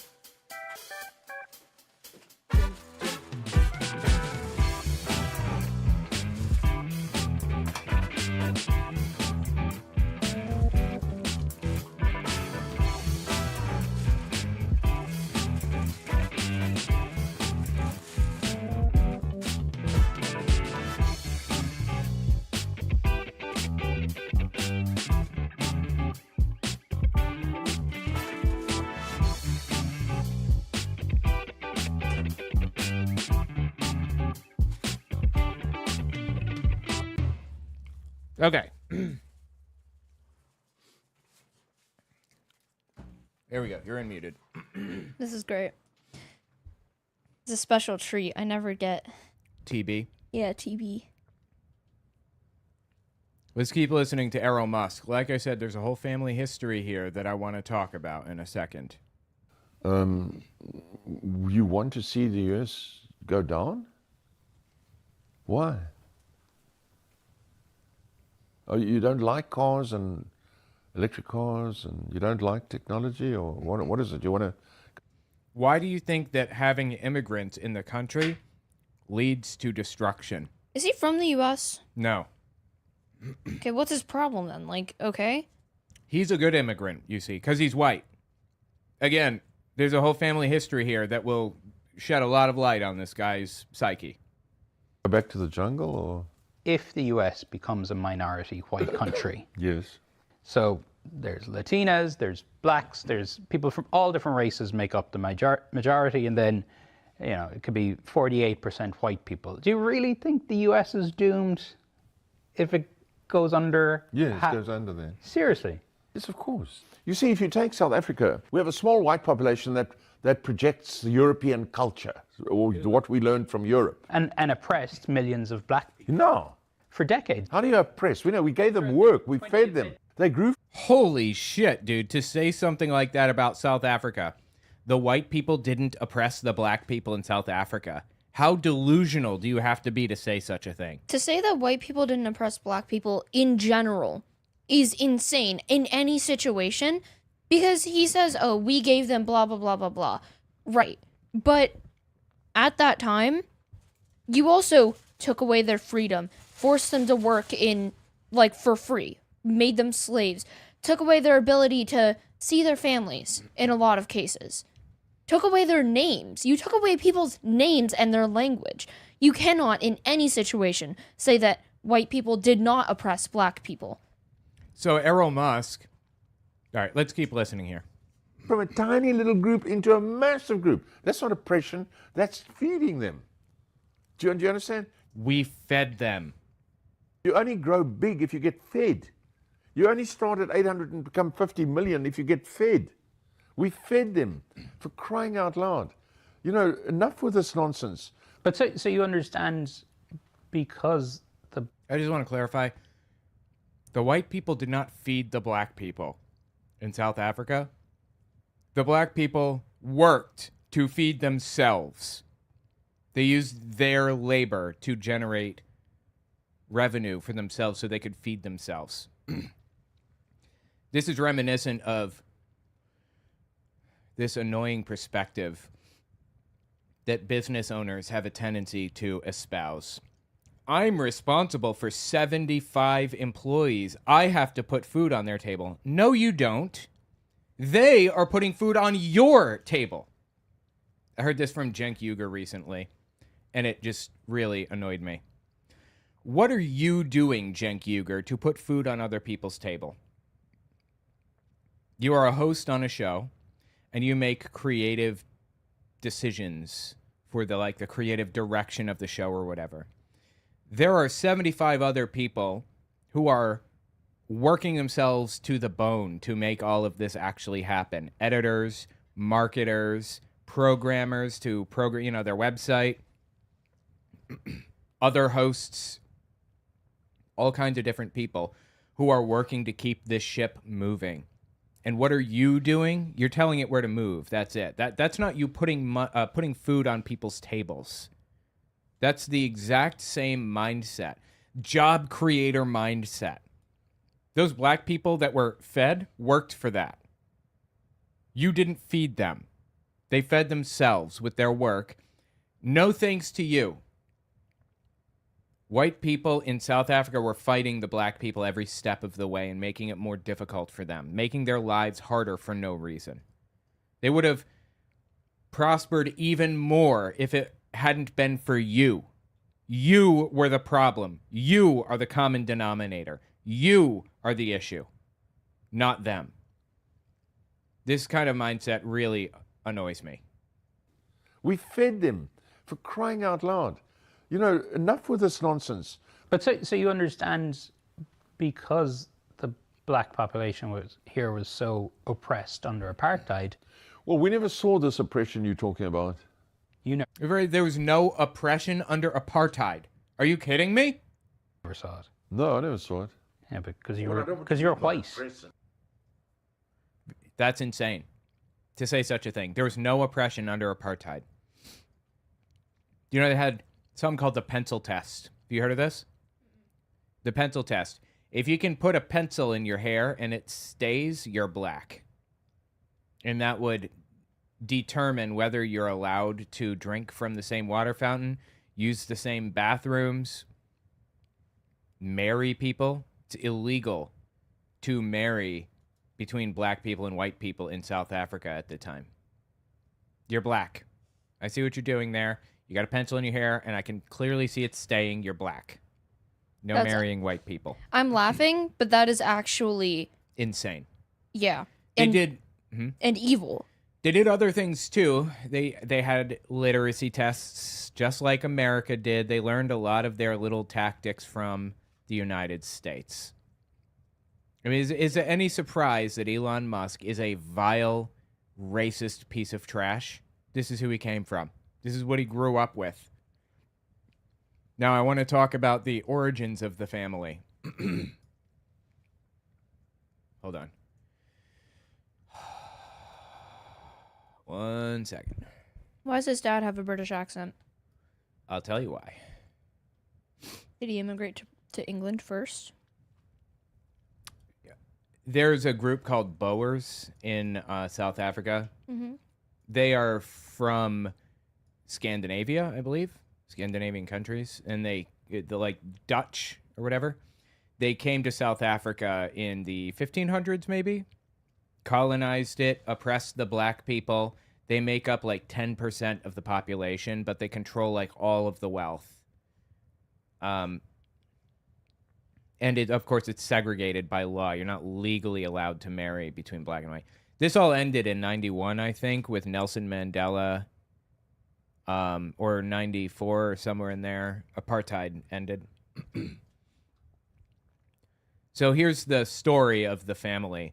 Elon Musk's grandfather, Joshua Haldeman, moved from Canada to South Africa in 1950, and he stated on the record that he did so in support of apartheid. This is right when the apartheid laws were being formally established. Before moving, Haldeman had been involved with Technocracy Incorporated in North America in the 1930s.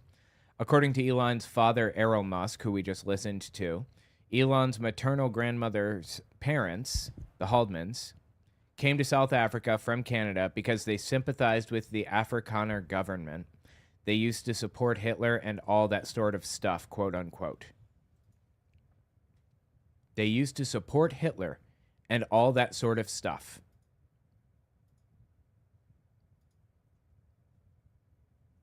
Hold on. For the person in the comments commenting on my eating, don't do that or you'll get banned. Yeah, what's wrong with you? We can just ban them. I deleted the comment. If they do it again, I'm banning them. Okay. Let's see. I'm just looking for the right. There were a couple of websites that specifically interviewed Elon's family members. One of them was greenvillepost.com. The other was NJ Today. They interviewed these people and like asked about the origins of it or whatever. This is a Newsweek article on it. Scroll down. Yeah, okay. South Africa has found itself at the unlikely center of an American political firestorm. Elon Musk, who grew up there during apartheid, weighing in repeatedly. This is written May 17th, 2025 on Newsweek, by the way. Last week, America welcomed first group of South African Afrikaans refugees to the country, a move which has proved contentious.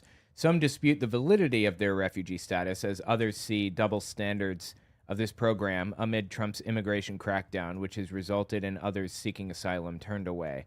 Yeah, there is no white genocide happening in South Africa. There never was. This is not delusion, but disinformation intended to destroy the reputation of black people in South Africa, to convince people that they're violent and all this other nonsense. Elon Musk has spoken out about, hang on, where was I? I lost my place. South African government passed a law legalizing taking property from white people at will with no payment, so on and so forth. Anyway, the point is that Elon Musk's family specifically moved to South Africa because it was a racist environment and they liked that. They supported Hitler and they wanted to support another racist, vile, hateful government. So they found that one. I would be very surprised if anyone in Elon Musk's family, especially during World War II, didn't like Hitler. Especially, like, now seeing... Still do, I guess, huh? Well, yeah, because now seeing you know, he clearly did a Nazi salute a while back. It's very obvious the kind of people he grew up with and grew up around. I don't know. I find it crazy that they are out here like saying how evil immigrants are and whatever else. Meanwhile, they are immigrants. Yeah, but they're white immigrants, and that's what matters. It's not about immigration. It's about whiteness. It's about being white. That's what it boils down to for them. Anyway, that's Elon Musk. Complete piece of trash. And his son, Elon, is also a piece of trash. You're just disgusting people. Tell me what you think in the comments. That one is a short one. 128. All right, cool. So let's see. Next one we're going to hit. We hit Musk. Oops. Chick Tracts, Julie Green, NIFB. Cough, cough. Oh, Opinionated Girl. Oh, yeah, the cards. Yeah, nudge, nudge. All right. So I was at the pharmacy earlier today, and we found these Bible cards, this Bible test to quiz you on the Bible. So I figured I don't know a whole lot about it. I mean, all these little weird esoteric things I don't know a whole lot about, but I figured we'd go through the test and see. So let's play the game. Why don't you start asking me some questions, and we'll see what we got. All right. This is what they look like. Here. So, yeah, here. This is what they look like. If I can get it to focus. Not sure. Just a basic example. There you go, yeah. So there are answers on one side, questions on the other, I believe. Mm-hmm. Here you are. All right, what do you got? All right. What category do you want? Old Testament, New Testament, objects and events, places, numbers, or general knowledge? General knowledge. Okay. Paul might have been set free if he had not appealed to whom? Paul might have been set free if he had not appealed to whom? It's in Acts 26:32. Actually, I'm not sure. Who? Caesar, apparently. Okay. How dare he? I was trying to figure out, like, when was Paul imprisoned? Paul was not around for Jesus. He didn't come around until 4 years later, give or take. Never met the guy. So who was he imprisoned by? Caesar. Okay. If he had not appealed to Caesar. Then he would have continued to be imprisoned, right? Or then he would have been set free. Oh. Okay, that's weird. Paul might have been set free if he had not appealed to Caesar. All right. Who interpreted the handwriting on the wall from Old Testament?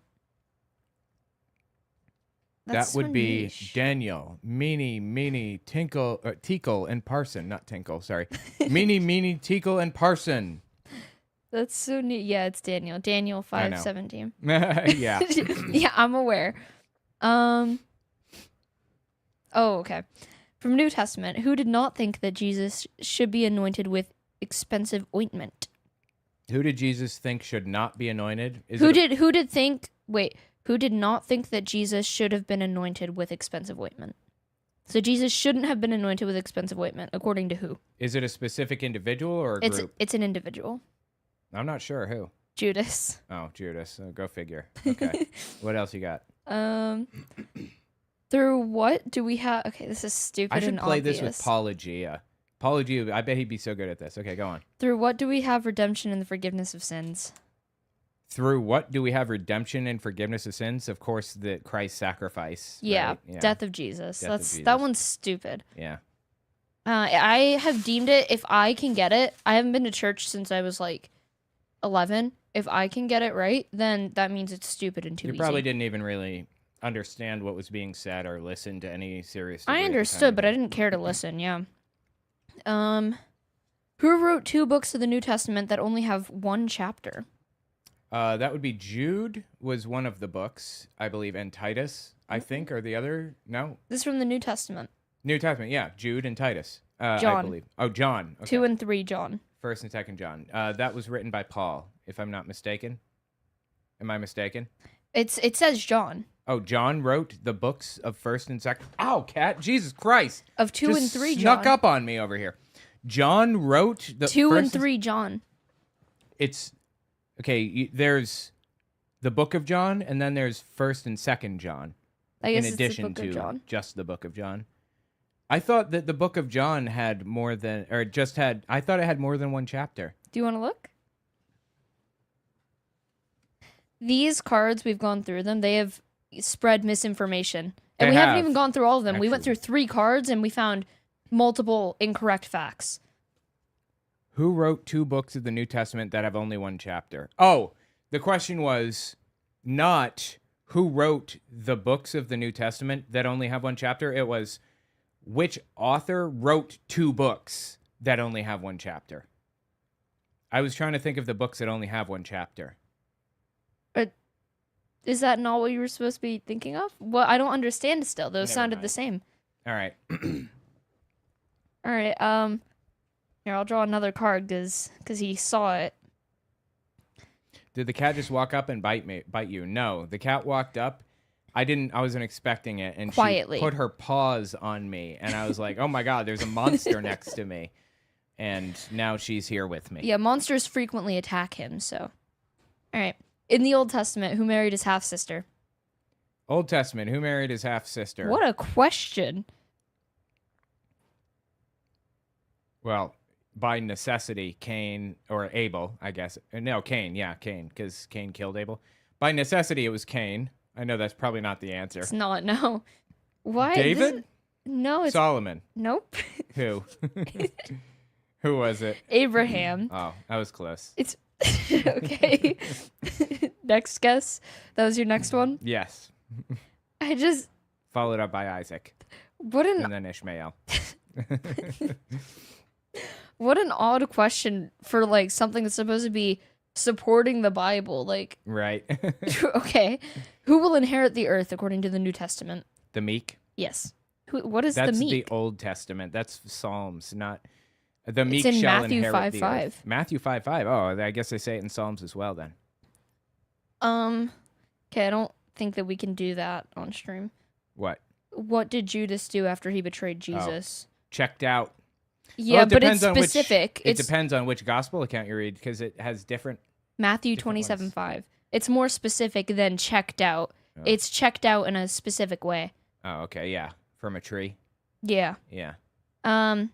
Such a good kitty. You guys seeing this good kitty? Okay. General knowledge. It's a quote. You have to finish the quote. Are you ready? Uh-huh. I am the resurrection and blank. This is one of the I am statements from the book of John, I believe. Is Yep. that right? John 11:25. I'm not actually sure what the other part of the I am statement is. They have, I think, 11 I am statements in the book of John. What is it? The life. The life. The resurrection and the life. Okay. Yep. He also says, I am the vine in there. And that's kind of like nonsensical to me because Jesus is not a vine. He's a human being when he I was don't here. know what you mean. He's a vine. Okay. I saw him and he is a vine. Don't worry about it. Mm. Why did Adam name his wife Eve? Adam named his wife?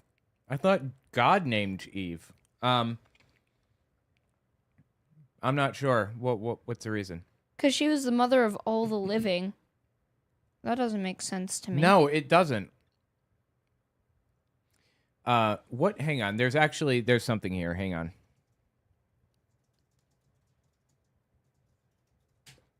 That's Miki, guys, and she's so perfect. You should see her eyes. Her eyes are gigantic and adorable. I remember now. So in ancient Hebrew, the words that are used in the book of Genesis, the word Adam means man or mankind, and it can also mean dirt or earth.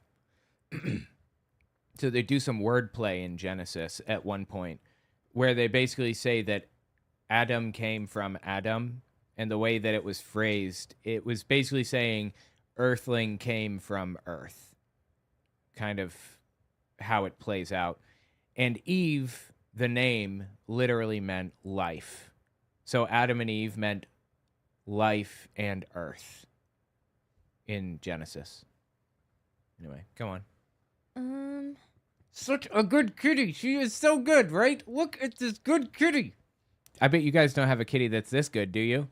Someone asked where Cashmere is. Hiding, probably. Probably. He's a very little scaredy cat. He is. This one is not a scaredy cat, though. Who's known as the Mother of Nations? Mother of Nations. Mother of Nations. This is from Genesis. I don't know who. Sarah. I don't know who Sarah is. Sarah was Abraham's wife or Isaac's wife, one of them. And the person's actual wife couldn't have children. So he had a concubine, Sarah, basically, who bore all of the children for him on the wife's behalf. Okay. So this one you get bonus points if you can name all of them. Okay. How many books of the Bible are in the law? Are in the law? Yep. What does that mean? Does it mean how many laws are in... I'm not sure I understand. How many books are in the law? Like the law of whatever. There are 613 commandments. Is that what it means? I'll give you the answer. Hang on. There are 27 books in the New Testament, 66 books total in the Bible, 5 books in the Septuagint. I'm not sure what it means. What's it mean? Go ahead. So the answer is there are 5. Genesis, Exodus. Septuagint. Leviticus, Numbers, Deuteronomy. That's what it was referring to, right? Yeah. I'm giving you points anyways. Okay. What does the Lord prepare in the presence of our enemies? Stupid. A table. Yeah. I win. I'm the smartest person alive to get that one. I'm so good. So dumb. Nah, you read that one earlier. No, I didn't didn't read. I remembered it. I didn't read that one earlier. I read, what does he do in the presence, or like, I don't know. I read something. What does he do in the presence of enemies? Sets a table or something? Or maybe it was like he sets a table in the presence of who, and then it was enemies. Yeah, this thing it repeats stuff. They double dipping on those questions? I specifically am reading them and making sure I didn't read them earlier. Okay. Who had sons which became the leaders of 12 tribes? Jacob. Yes. Good job. He's so good at this. 12 tribes of Israel. You know, there were actually more than 12 tribes of Israel, though, in the Bible. The 12 tribes are named in Revelation 7, I believe, or Revelation 14. I always mix them up. But there were more than just 12, a lot more, and they're named in different sections. Okay, I'm going to read this one so that you guys can see just how stupid these cards are. Oh, hey, look, we got Coopmaster in the house. Welcome. Coopmaster is Jewish and probably knows a lot of the answers to these questions. Sarah is Abraham's wife, 40 books in Judaism, 5 in Torah. There you go. Well, then I'll read a different one. In how many languages did Pilate? Pilate. Pilate. Pilate. Talking about Pontius Pilate, probably. Write on the cross, Jesus of Nazareth, the King of the Jews. In how many different languages did Pilate write that stuff? 3? Yes. Boom. Can you name them? It would be a guess. I would guess English isn't one of them. Aramaic. Obviously, English isn't one of them. English didn't exist at the time. Aramaic, Greek, no. Aramaic, Roman, no. Aramaic, Latin. Okay. Is Aramaic one of them? Hebrew. Hebrew? Yeah. Okay, that's not Aramaic. That's different. Yeah. I'm surprised he wrote it in Hebrew. Hebrew, Latin, and not Greek. Is it Greek? It's Greek. Wow, I'm surprised. All right. So again, to show you guys how stupid these questions are, what son of David got his hair caught in a tree? What son of David got his hair caught in a tree? Yeah, because that's relevant knowledge. Which one? I don't even know how to pronounce this. Absalom? Absalom. Absalom. Interesting. This is... The wise men found Jesus and his parents in a house, inn, or stable. In a house or a stable? Or an inn. Oh, it was in a stable, obviously. Right? That's what I thought, too. It's in a house. Matthew 2:11. That's not accurate. Let's find out. It's no always- need to wonder. Just loaded up our question gun. Let's go answer hunting. It's always been taught to literally everyone. I did What is Christmas it? plays. Matthew 2:11. I did Christmas plays where I reenacted this. Oh, look. Describes the wise men, the Magi, finding Jesus in a house where they bowed down and worshipped him.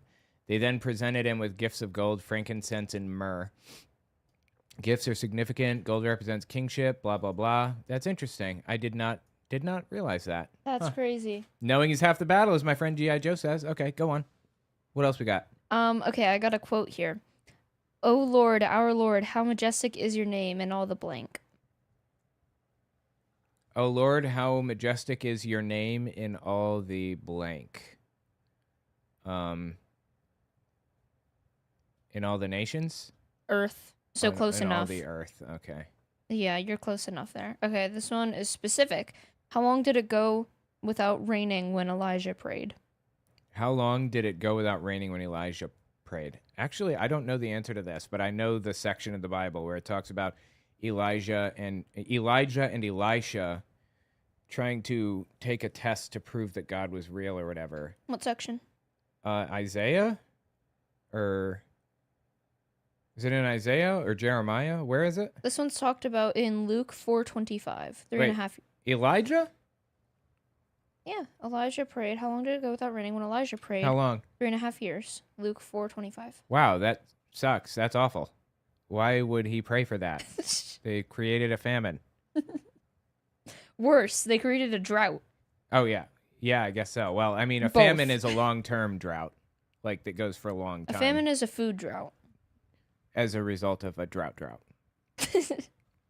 I like that description. Okay, go on. Which gospel writer recorded the family tree of Christ? Which writer? Okay, here's the problem. The gospel accounts were not written by Matthew, Mark, Luke, and John, obviously. So I don't know who the writer was, but I know that So you know that Jesus' it's wrong? lineage, one lineage, Joseph's lineage, weirdly, I don't know why Joseph's lineage would be in there because his DNA wasn't mixed up in there at all, but that was in Matthew, I believe. And then they describe Mary's lineage all the way back to Adam in Luke, if I'm not mistaken, but it's identical to Joseph's, like their brother and sister. Seriously. Is it Luke? Nope. Matthew? Yep. Okay, well, they do it again in Luke, I believe. Matthew in Matthew 1. Yeah, So they're going based off of Joseph's, if I'm not mistaken. which I could makes be no wrong. sense at all. Nope. Because that's literally the point. Okay. What is the 10th commandment?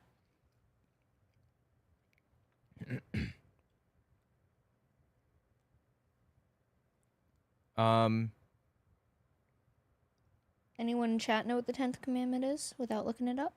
It's coveting? Is it coveting? Yes, you shall not covet. Thought so. I remember because I was watching something on it not too long ago. I win. Thou Which shalt not covet. which day did God create animal life? I remember Which day did God create animal life? That would be day 4. 6. Heckers. I was close. I remember watching the very first ever Caleb and Sophia video that I reacted to on this channel was about this. Oh, that's funny. Yeah. Such a good kitty. Love pets, but you have to get down. I'm sorry, kitty. Okay. This one I was taught all the time as a child. My grandma, my great grandma loved to talk about this. Anytime I do anything to my cousins, they'd say this one. Anytime I said anything bad about a friend, they'd say this one. Oh, you got a canon verse in your head. I have some of those. Whom should we love as much as ourselves? Your neighbor, of course. And they Your wouldn't enemy.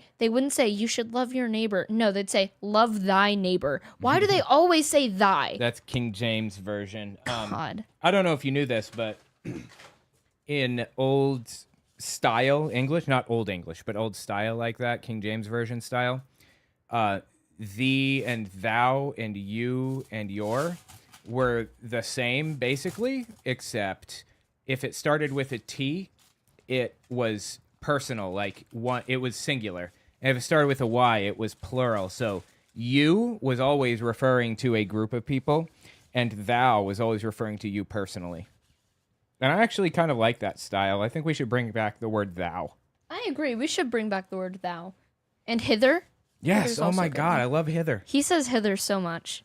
Come hither. Take heed. Yeah. Anyway, go on. We'll do a couple more. Yeah, let me find a good one.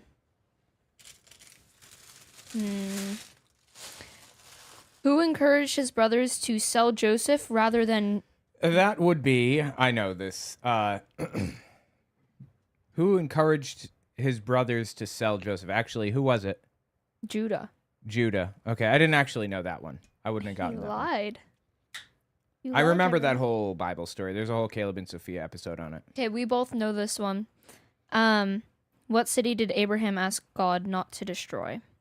That would be Sodom and Gomorrah. Yes, Sodom is the correct answer, but He yes. went to Sodom and then they destroyed Gomorrah anyway. Yeah. How will the day of Lord come?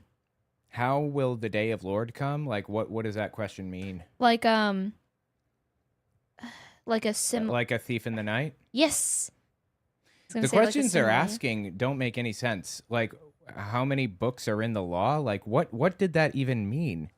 You know? I Right. still don't know. Knowing the answer that they gave me, I don't know what the question meant. Yeah, I was hoping that like if I gave you the answer, you'd understand because I don't know. Yeah, I have no idea. Anyway, absolutely wild. Yeah, tell me what you think about it in the comments. It's actually pretty interesting. That was entertaining.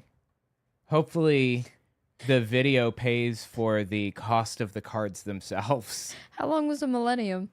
How long is a millennium? That's one of the questions on here. How long is a millennium? By the way, 100 years, of course. but yeah, of course. By the way, 10th grade vocab word, millennium. So I don't know. I don't know why that's even in there. why that's a Bible question, but you know, pop off. It's because there's a millennium mentioned in the Bible where Satan is going to roam the earth for 1,000 years. That's Yeah. the source of that, probably. That's anyway. Grandma's favorite thing. Ugh. Yeah, tell me your thoughts. All right, let me write this down. Bible quiz. That was entertaining. 146. I love All right. these cards. I'm gonna sit next to him and ask him a billion questions. All right, let's hit this girl. Alpha Force Zero over here sent me this video of this girl who is absolutely psychotic. And I just want to listen to some of the crazy stuff she says. She's on TikTok. Yes. And she's talking about how awesome Charlie Kirk is and a bunch of other stuff. Let me find a good one. By the way, for the people who might not know who I am, I'm Alpha Force Zero, AF0. This kid. Where was the original? There's an original. Hold on.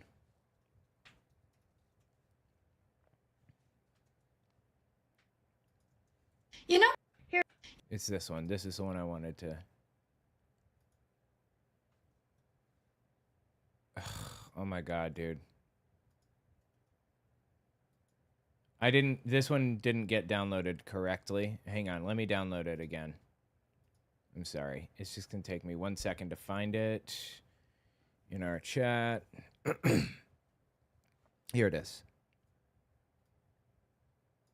Okay, paste URLs. I'm doing this on Clippy because Clippy is awesome. Queue started. Downloading. And re-encoding. It said it was downloading. It already finished downloading. It's re-encoding now. This lying jerk. Let me just write this down. Fix the encoding downloading. Don't be mean to Clippy. Well, it needs to do a better job then if it doesn't want to be, like, bullied. They did nothing wrong. Okay. Yeah, I'm downloading the video, and it is currently processing, fixing the aspect ratio. I'm gonna get off in a second. Another second, okay. Because it's late. Almost done.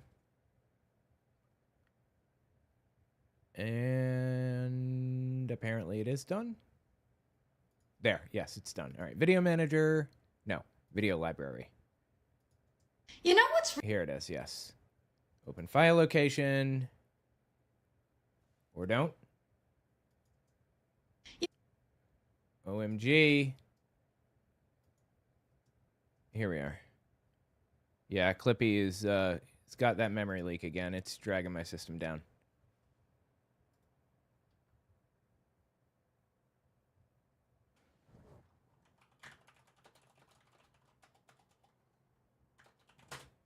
Okay.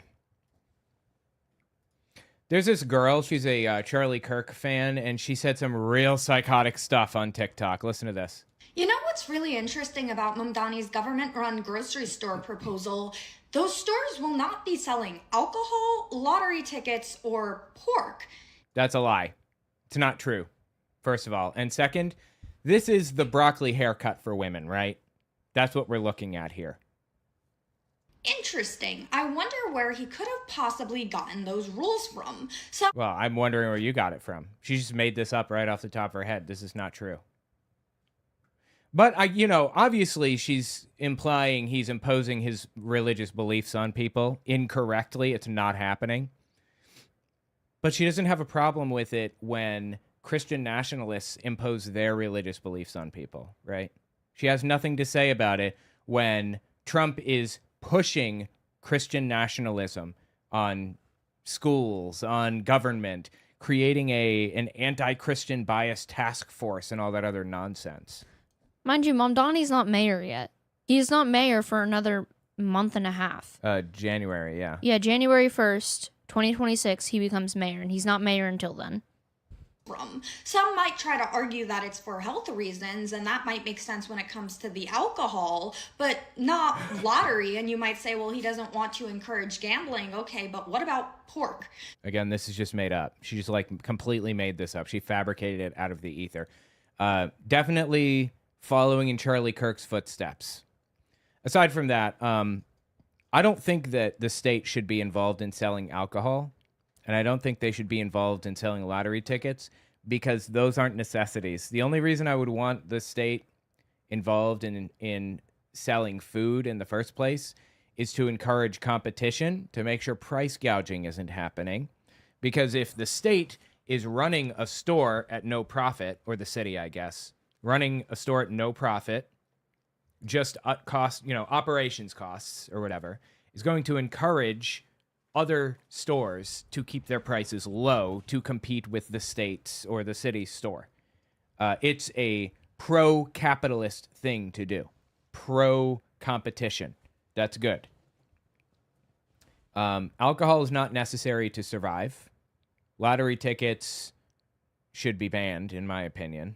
I'd argue that both of those things are the exact opposite of a necessity to survive. Right, and during COVID, they actually allowed liquor stores to stay open as an essential business or whatever. And I think I agree with that because some people are addicted to liquor and need it to survive. Literally, you can die from alcohol withdrawal.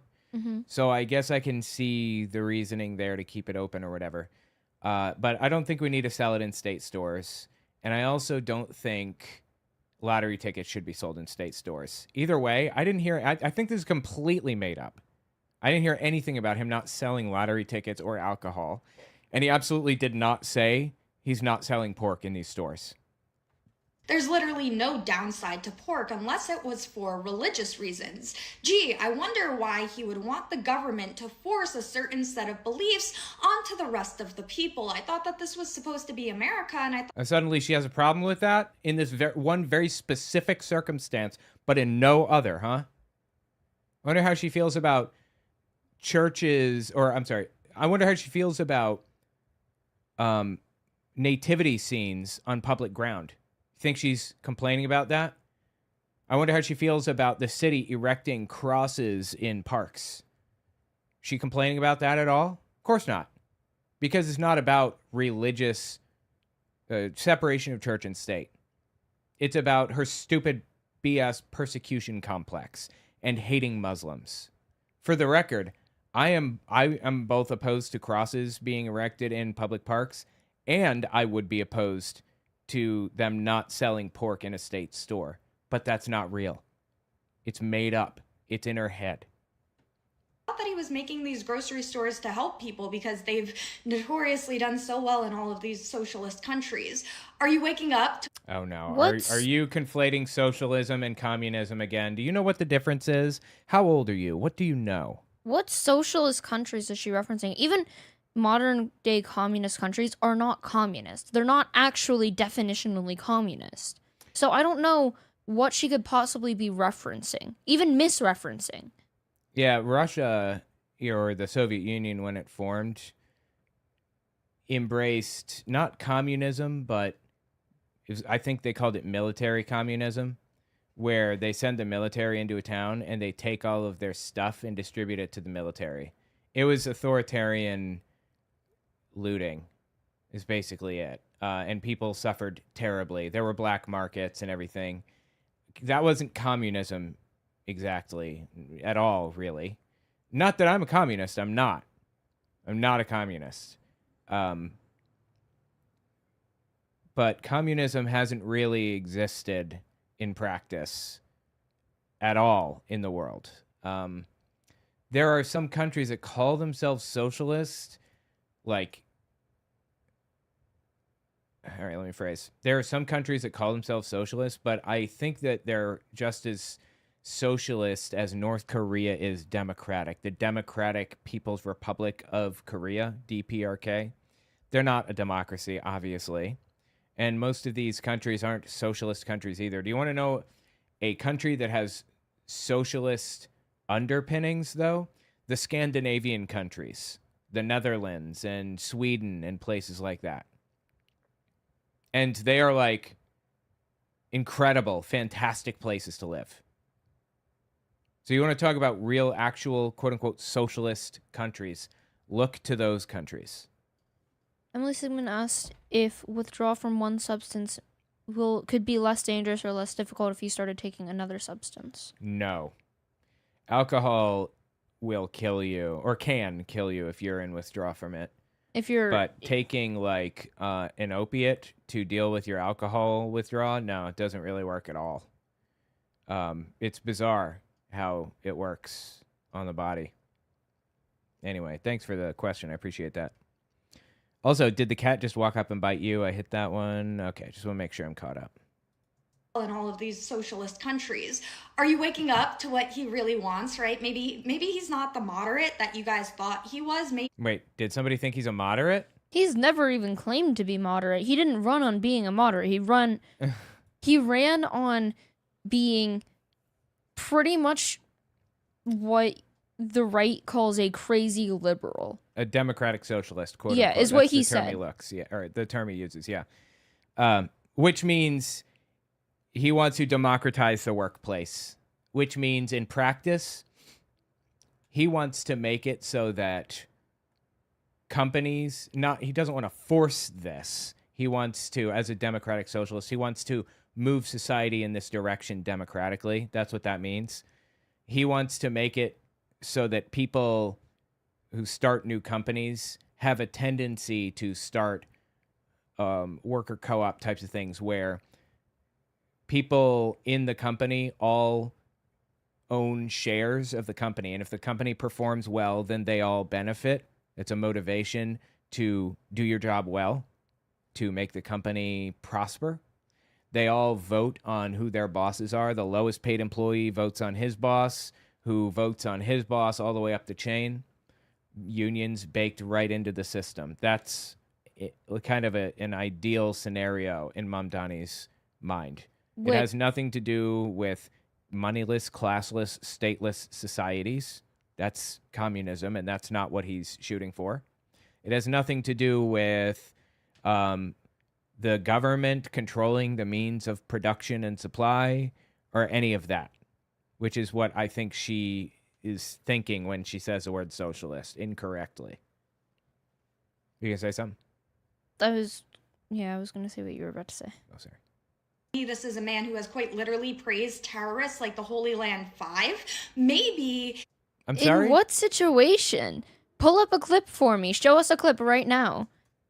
Praise terrorists. It's like the people saying he's going to start another 9/11. How? What could he possibly be doing? Also, yeah, he needs to be mayor of New York City to cause another 9/11. His goal here is to become mayor so that he can destroy the city he's currently mayor of. Just complete nonsense. Let me see if I can find info on it. Someone said he's not Mao Zedong. Yeah. He what? It's not Mao Zedong? Chinese? Mao Zedong? Mao Zedong? Chinese, yeah. Someone said he's not that. Okay. The Holy Land 5 refers to 5 Palestinian American leaders of the Holy Land Foundation for Relief and Development, HLF. I've never heard of this organization, but apparently it's just like a group. Holy Land Foundation was the largest Muslim charity in the U.S. until December 2001, when it was designated a terrorist organization and shut down. In 2008, the 5 men were convicted. Oh, wait, I think I know who this is. They were designated a terrorist organization.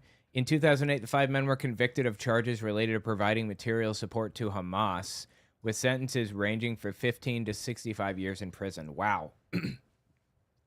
The case is controversial because the trial was criticized by NGOs, including Human Rights Watch, with civil rights attorney Emily Ratner noting the use of anonymous and hearsay evidence as constitutionally questionable. The defendants were never accused of directly funding terrorist organizations or terrorist attacks, nor were the Palestinian charities they funded. Much of the evidence was secret evidence which the defense couldn't read. Holy Christ, that's insane. These people should not be in prison. Yes, Zoran Mamdani, a New York State Assemblyman and New York City mayor, soon to be, did praise the Holy Land 5 in a 2017 rap song called Salam, saying, "My love to the Holy Land 5. You better look them up." That's insane, dude. I had no idea. There was no evidence presented against these people. And they're in prison for the rest of their lives. That is nuts. That is disturbing. So, okay, yeah. I guess so. Really praise terrorists like the Holy Land 5. Maybe he's doing things behind the scenes in order to subvert the culture. Maybe. Okay, well, we're going to need a little bit of evidence for you to make such a brazen, insane claim like that. So take your broccoli haircut and walk off into the sunset until you have that evidence for me. Someone said she doesn't pass the pencil test. Right. Right? In order to force a certain belief system onto the rest of New York City, and you guys voted it into office.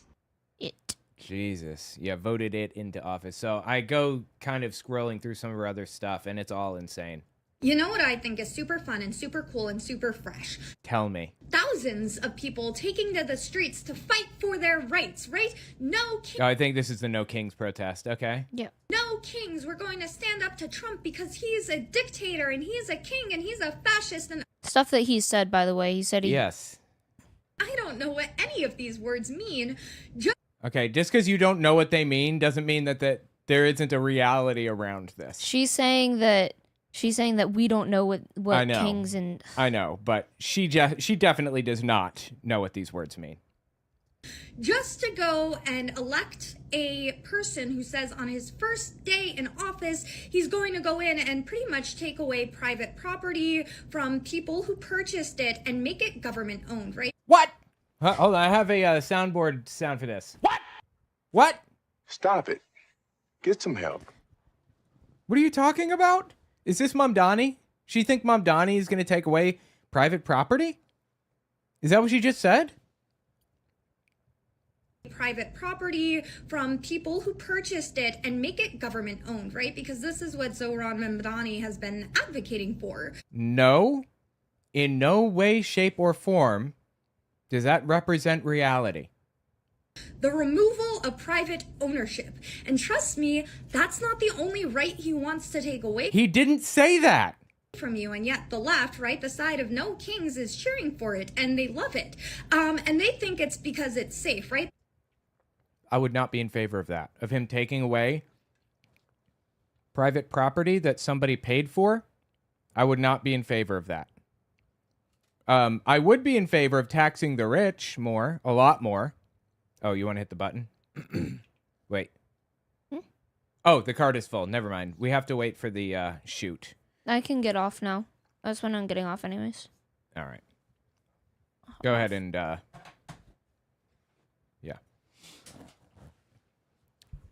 In no way, shape, or form did he advocate for taking people's private property away. That does not represent reality in any way. They think we like this guy, we like what he stands for, so it's okay if the government becomes tyrannical over him because I don't care, because No. I trust him. But what happens when a politician gets into office that you don't trust? Do you think that politician is going to say, oh, you know, that they, them with the blue hair, they really don't like me, so guess I'm just going to let the government give them their rights back? Newsflash, the government never gives you your rights back. That's true. Government never gives rights back. I agree. Which is why it's so deeply disturbing that Trump is taking rights away. We're going to have to fight tooth and nail to get those rights back. It's going to take a generation to win that back. Love you. But she's not complaining about us losing rights. She's complaining about a fictional scenario she made up in her own head. Once you let it go, once you become docile enough to give it up, yeah, you're never getting that back. So be careful what you wish for and who you elect in. You know? Yeah, absolutely. Be careful. Unfortunately, she supports Donald fucking Trump. This girl is completely unglued from reality. Completely. And there is no morality to be found here. Like, she is basement level morality. Just vile, disgusting positions. Listen to this one. Is this a safe space to say that it's good that people are going to be struggling a little bit more rather than just living a cushy life off of taxpayer dimes? I'm sorry, but I am so sick and tired of what the social welfare network has become. It was never intended to be this way. I am all for helping my fellow American who's going through a rough time, but Obviously not. that has to be it. It has to be temporary assistance while you get back on your feet. Not Vast majority of the time, it is temporary assistance. Almost always, first of all. Second, we all pay for that out of FICA tax. I'm sorry, no, it's not a FICA tax. We all pay for that as taxpayers to make sure that that safety net is there. We can either live in a world where the bottom 10% of the country is suffering terribly out on the street, no food, literally starving to death. Or there's a safety net where they can get food stamps if they need it. Now, which world do you want to live in? Where the bottom 10% of the country is suffering terribly? Or where we all have a baseline level of subsistence or survival or whatever? You know, I was on food stamps for many years when I was younger. From 18, when my kid was born, clear through to 23, maybe 22.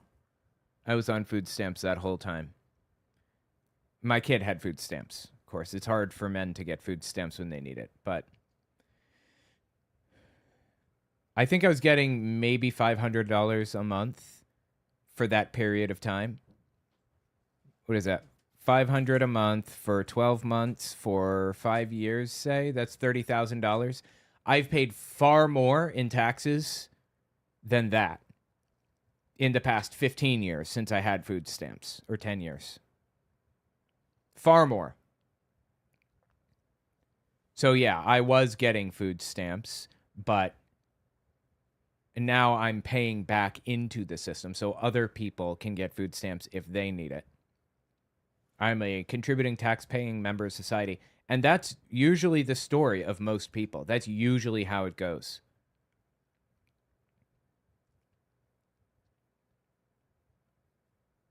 The thing that blows me away, that knocks my socks off, if you will, is that this girl is hyper-focused on food stamps, making sure that the bottom 10% of the country can not starve to death.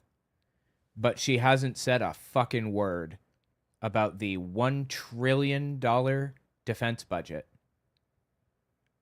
or the literal billions of dollars in tax breaks. $3.7 trillion in tax cuts to the rich in the big, beautiful bill. 3.7 trillion. That is an amount of money that is impossible to comprehend. It is so much.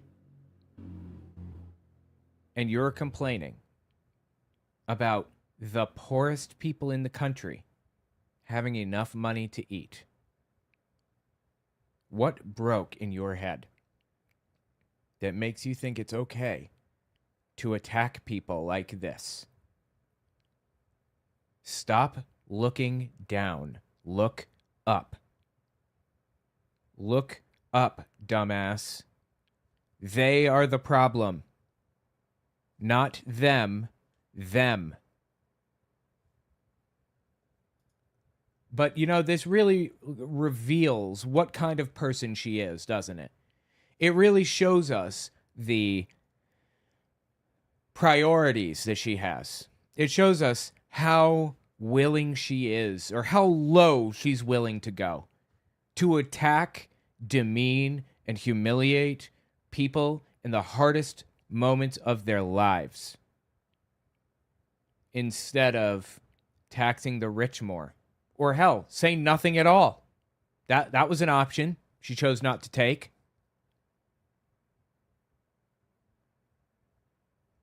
This girl is a disgusting human being. Some way of life. The American taxpayers are not your baby daddy. They are not your food bank. They are not here to pay your rent. You know what the rest of us do when we want to pay for those things? We get a job.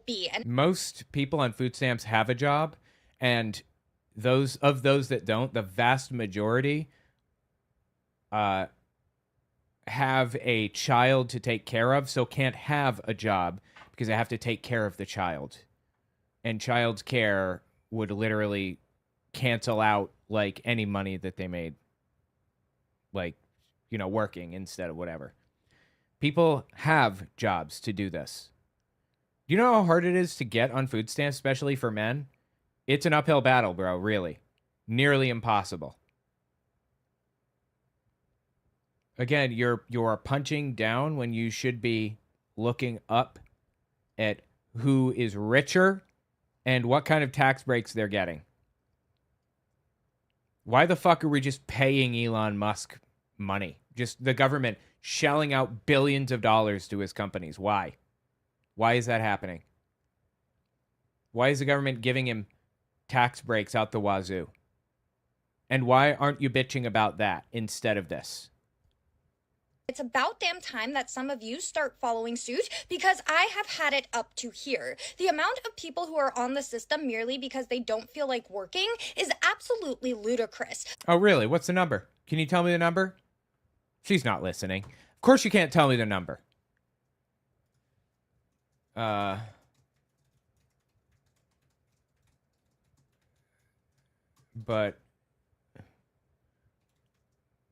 I don't have a... I'm trying to figure out... I'm looking up what percentage of people who are on food stamps do not have a job. Let's see. Hang on.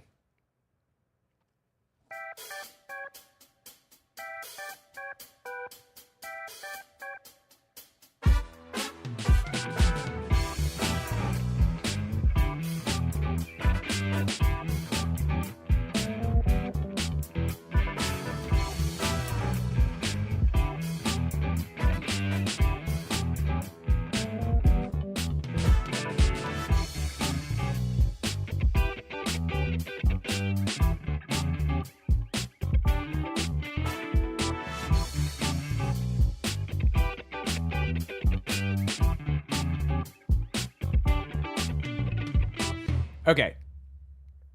I guess this number depends on whether you're talking about able-bodied adults or adults with children Having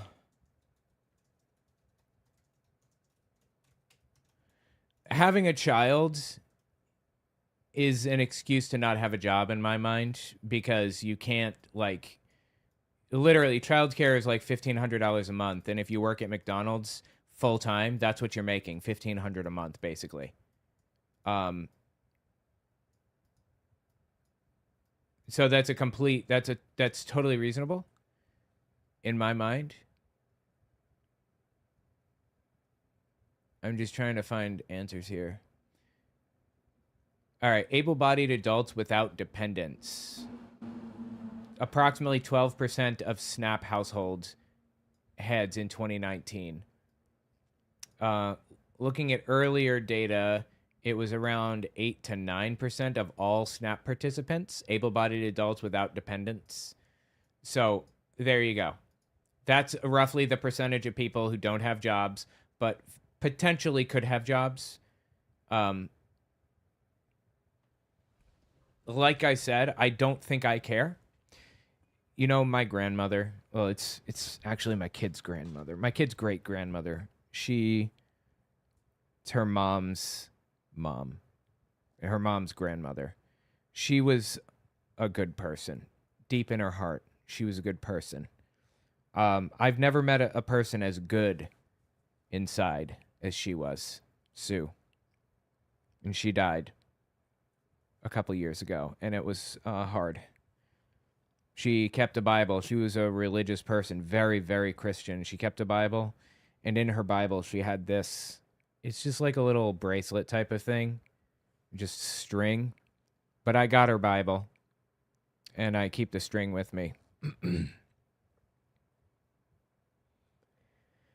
She believed that it was better to... All right. She would never let a kid go hungry, even if she knew that that kid was out of bed to take advantage, because they didn't want to go to bed right now, and they were looking for an excuse. Oh, I'm so hungry. Oh, I just want some water, because they didn't just want to lay down and go to sleep. She knew that that was a possibility, that that's what that kid was doing. But she couldn't bear the thought of a child going hungry. She could not bear the thought. So no matter how late it was, no matter what was going on, she would stop, make the kid some food, and send him back to bed. Because at the end of the day, to her, it meant more to make sure that people weren't hungry than to worry about them taking advantage of the system. It didn't matter if they were taking advantage, as long as there weren't hungry people. And I feel like we can learn a lesson from Sue.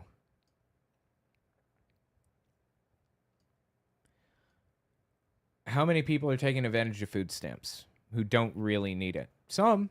I know a couple. They're Republicans. Not zero. But in your effort to kick people off of food stamps, to quote-unquote stop fraud, how many people are going to suffer terribly as a result who actually needed it? How many? 10? 20? 100? 1,000? 10,000? How many people are you willing to kick off of food stamps who genuinely really need it and are going to suffer? You're going to measurably increase suffering in the world to prevent some unknown number of people from taking advantage of this system. Some number that's certainly below 8 to 10% based on how many able-bodied adults without dependents are on it. You're going to cause mass suffering in the United States. For what gain? Like Sue, I believe it's better to make sure that everyone's taken care of and deal with the fact that there are some people that'll take advantage and try to weed that out if possible. but nobody should be going without food in the United States, the richest country on planet Earth. Instead of focusing on the fraud or the perceived fraud in the food stamp program, I think we should be focused on the $1 trillion defense budget. That's higher than the next 12 countries combined, I believe. And the $3.7 trillion in tax cuts that Trump passed through the big, beautiful bill for his rich buddies. I'm not going to focus on people suffering. I'm going to focus on people who have it to lose. There are so many things in life that I don't want to do, but I do it because I'm an adult, and that's what my responsibilities call for. You guys should probably start implementing that policy, otherwise you're going to be down on your ass just like you are right now and coming to the internet to cry about it. I don't feel sorry for you. You've had how much time to figure your shit out? This is not what it was ever meant to be. We should be completely getting rid of these Snap debit cards, essentially, where people are going in, they're buying whatever they want pretty much, and then they're looking at you like you owe it to them. Nobody's looking at anybody like anyone owes it to anybody else. But I don't want to live in a country with mass suffering, starving, and death. I don't want to live in a country like that. That's why I pay taxes, so that I don't have to live in a country like that. You do want to live in a country where there's mass starving, suffering, and death? I mean, you can scream until you're blue in the face that people need to get a job, but this is the state of the country. The vast majority of people who don't have jobs don't have one because of the state of the economy, not because they're lazy. People don't like not working by and large. She is a disgusting human being. Don't owe you anything. You should be getting the bare minimum of the bare essentials, and that's it. What? Are we going to pay for your Oreos so that you can eat them until you're overweight, and now we have to pay for your healthcare too, otherwise we're bigots? I'm sorry, but I'm just sick of it. Take some accountability for where you are in life for once. She is a disgusting fucking person, seriously. How did we get to the point in this country where it was acceptable to be like this? This is fucking vile. We need to get back to where Sue was. How did we deviate so much? How is it that I am now the traditionalist? I want to go back to a time when people weren't complete pieces of fucking shit like this. Disgusting, dude. Absolutely disgusting. Tell me what you think about it in the comments. Opinionated Girl is her name. Opinionated Girl, 225. Wow, that was a lot longer than I intended. Oops. Oh, there was another one I forgot about her. Hang on. Where was it? Is this a safe space to say that? If Trump... Hold on 1 second. Where did it go? Did you guys know that the severity of the crime of sexual assault is actually... She's so cringy, the way that she talks. The left's overall support of Islam will never not be allowed to question that, and if you say that, well, guess what? You're pinkwashing. Meanwhile, you're just actually telling the truth. They're feminist, and if you are not a feminist, then you are a woman hater, right? You're misogynistic. You're playing into the patriarchy, and you need to just hush up. Hands off of women's bodies, unless you're a Muslim, right? Because What? God, she's so fucking weird. All right, one more from her. Let's listen to one more. But first, let me just use the bathroom real fast. Take me 30 seconds. Actually, I'm going to let it play for just 1 second. I'll be right back. the left's overall support of Islam will never not be fascinating to me, and it just goes to show that they don't actually have a true core belief system because they're willing to shift it so radically so long as they can feel like they are still holier than thou, right? Because when it comes to the left, they're extremely vile, right? They're extremely violent. They think that if you disagree with them, then you deserve to die. This is not me playing semantics. This is their own words, right? Because they cheered on the assassination of Charlie Kirk. They said that they hold hope that the next person who tries to kill President Trump has a better shot. And they will stop at nothing to get to you. They have no qualms whatsoever about hurting innocent people while trying to hurt you. It's why they do things like go after people's children. It's why the FBI had to stop a plot to kidnap Brett Kavanaugh's kids, right? Because this is who the left is, and they have openly embraced it. For a very long time, they tried to convince the world that they were the tolerant left, and then when nobody was buying it anymore, they fully embraced the hatred. It's why you have people like Maxine Waters publicly stating to go out and harass Trump supporters. It's why you have people like Jasmine Crockett sitting in Congress saying F him during the moment of silence for Charlie Kirk, because they... Okay, backsies.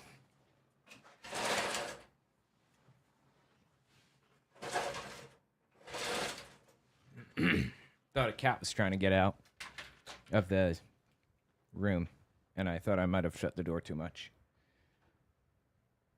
I think I did, but I didn't shut it tight, so they'll get in. Okay. Where were we? 110? Okay, let's listen. The left's overall support of Islam will never not be fascinating to me, and it just goes to show that they don't actually have a true core belief system. I don't actually support Islam at all. I do, however, support people's right to practice their religion the way that they want, as long as they're not trampling on other people's rights. So if a woman wants to wear a hijab, I think that's fucking stupid. And I think that that's oppressive. But who am I to stop her from wearing a hijab? It's not my place. She should feel free to, right? Go nuts. Oh, what's up? Point is, I don't have a problem with Islam. She just doesn't... I'm sorry. The point is, I do have a problem with Islam. She just doesn't seem to, like, be able to understand minding your own fucking business. She doesn't understand the concept behind that, is the issue. Because they're willing to shift it so radically so long as they can feel like they are still holier than thou, right? Because when it comes to the left, they're extremely vile, right? They're extremely violent. Wait, vile or violent or both? I'm violent? They think that if you disagree with them, then you deserve to die. No, I don't think that actually at all. You can feel free to disagree with me to your heart's content. Go nuts. This is not me playing semantics. This is their own words, right? Because they cheered on the assassination of Charlie Kirk. They said that they hope that the next person who tries to kill President Trump has a better shot. And okay, who the fuck said these things? Who are you talking about? Are they in the room with us right now? I don't remember anybody saying that about Trump, first of all. I mean, I'm sure that there were some weird little nutcases that said that stuff. And yeah, I'm sorry, man. I'm not going to mourn Charlie Kirk's death. I'm just not.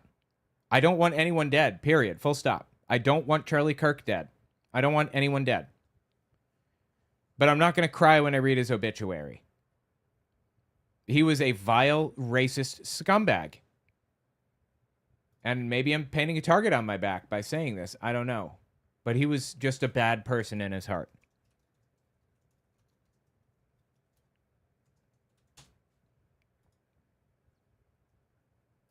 Let me find. Hang on. But this I Hold on.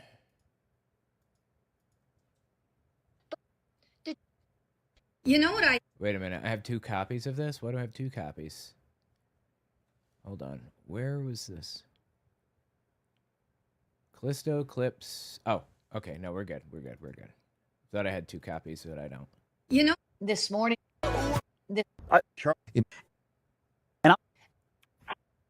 My wife does things with my child. Okay. I'm sorry. I was looking for this video. I can't find it. Oh, here. This is the one. Yeah, here's just a real basic example of Charlie Kirk being a vile, racist sack of shit. And I'll tell you one more thing that's on my mind tonight, and conservatives everywhere. The idea that people are saying, well, he was an extremist, or he was a racist, or he was a Nazi, or a misogynist, whatever. Charlie Kirk was a mainstream conservative Republican. Yes, that's what disturbs the fucking shit out of me. He had views that are held by tens of millions of people, including more than half the country in the last election. That's not true. It is not more than half the country. Trump got a plurality, not a majority, but okay. If I see a black pilot, I'm going to be like, boy, I hope he's qualified. It begs the question, when you see a black pilot, you wonder, you say, I hope they are qualified. And in the spirit of affirmative action, we have Ramon and Cadillac are your two pilots. They've never flown before, but they are black. If I'm dealing with somebody in customer service who's a moronic black woman, is she there because of her excellence, or is she there because of affirmative action? I'm only here because of affirmative action. Yeah, we know. You do not have the brain processing power to otherwise be taken really seriously. The war on white people continues. You had to go steal a white person's slot to go be taken somewhat seriously. We are raising a generation of weak people like Simone Biles. LeBron James. Dude, Simone Biles, isn't she like an Olympic gold medalist? What do you mean weak people? Is it because she's black? LeBron James is a self-interested, narcissistic, and we know he's not very smart. You're representing... Wait, how do we know that? How do we know he's not smart? Is it because he's black? You're representing your nation. You're selfish sociopath. Not very bright, not wise, not somebody of good character. She is a shame to the country. Blacks in America did not have the same rights they had today. Data shows they were actually better in the 1940s. Let's get loud for Kyle Rittenhouse. I'm also going to offer some context and some nuance about the death of George Floyd that no one dares to say out loud, which is that this guy was a scumbag. Remember what BLM... This guy is a disgusting, vile piece of shit. I'm sorry, man. He just is. He was. There's no excuse for the shit that Charlie Kirk used to say. So, no, I don't want him dead.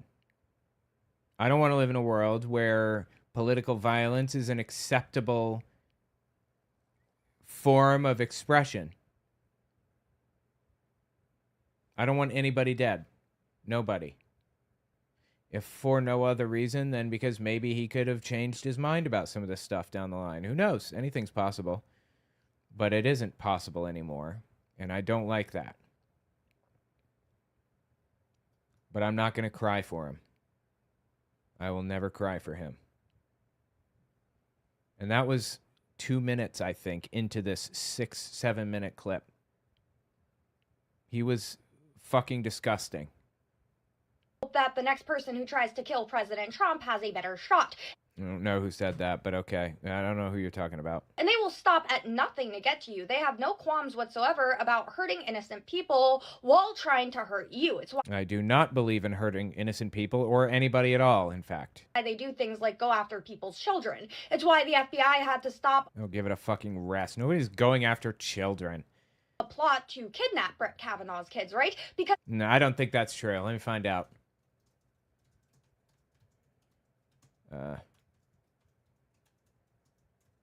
I wonder, is she talking about the right-wing plot to kidnap Gretchen Whitmer?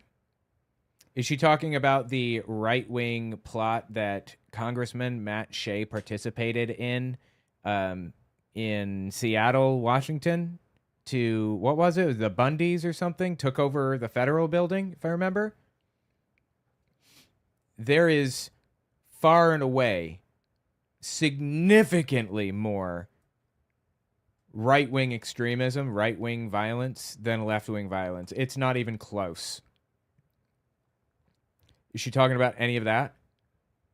No, she's referencing some situation where a single guy, one person, in June 3 years ago, was arrested near Kavanaugh's house while and he was charged with attempting to kill or kidnap. And it involved Kavanaugh personally, not his children. His children had literally nothing to do with anything at all. Nobody was going after children. What are you even talking about? Like, half the shit she says is completely made up. It's vile. And yeah, what about Donald Trump, pedophile in chief? What about him going after children? You don't care about that?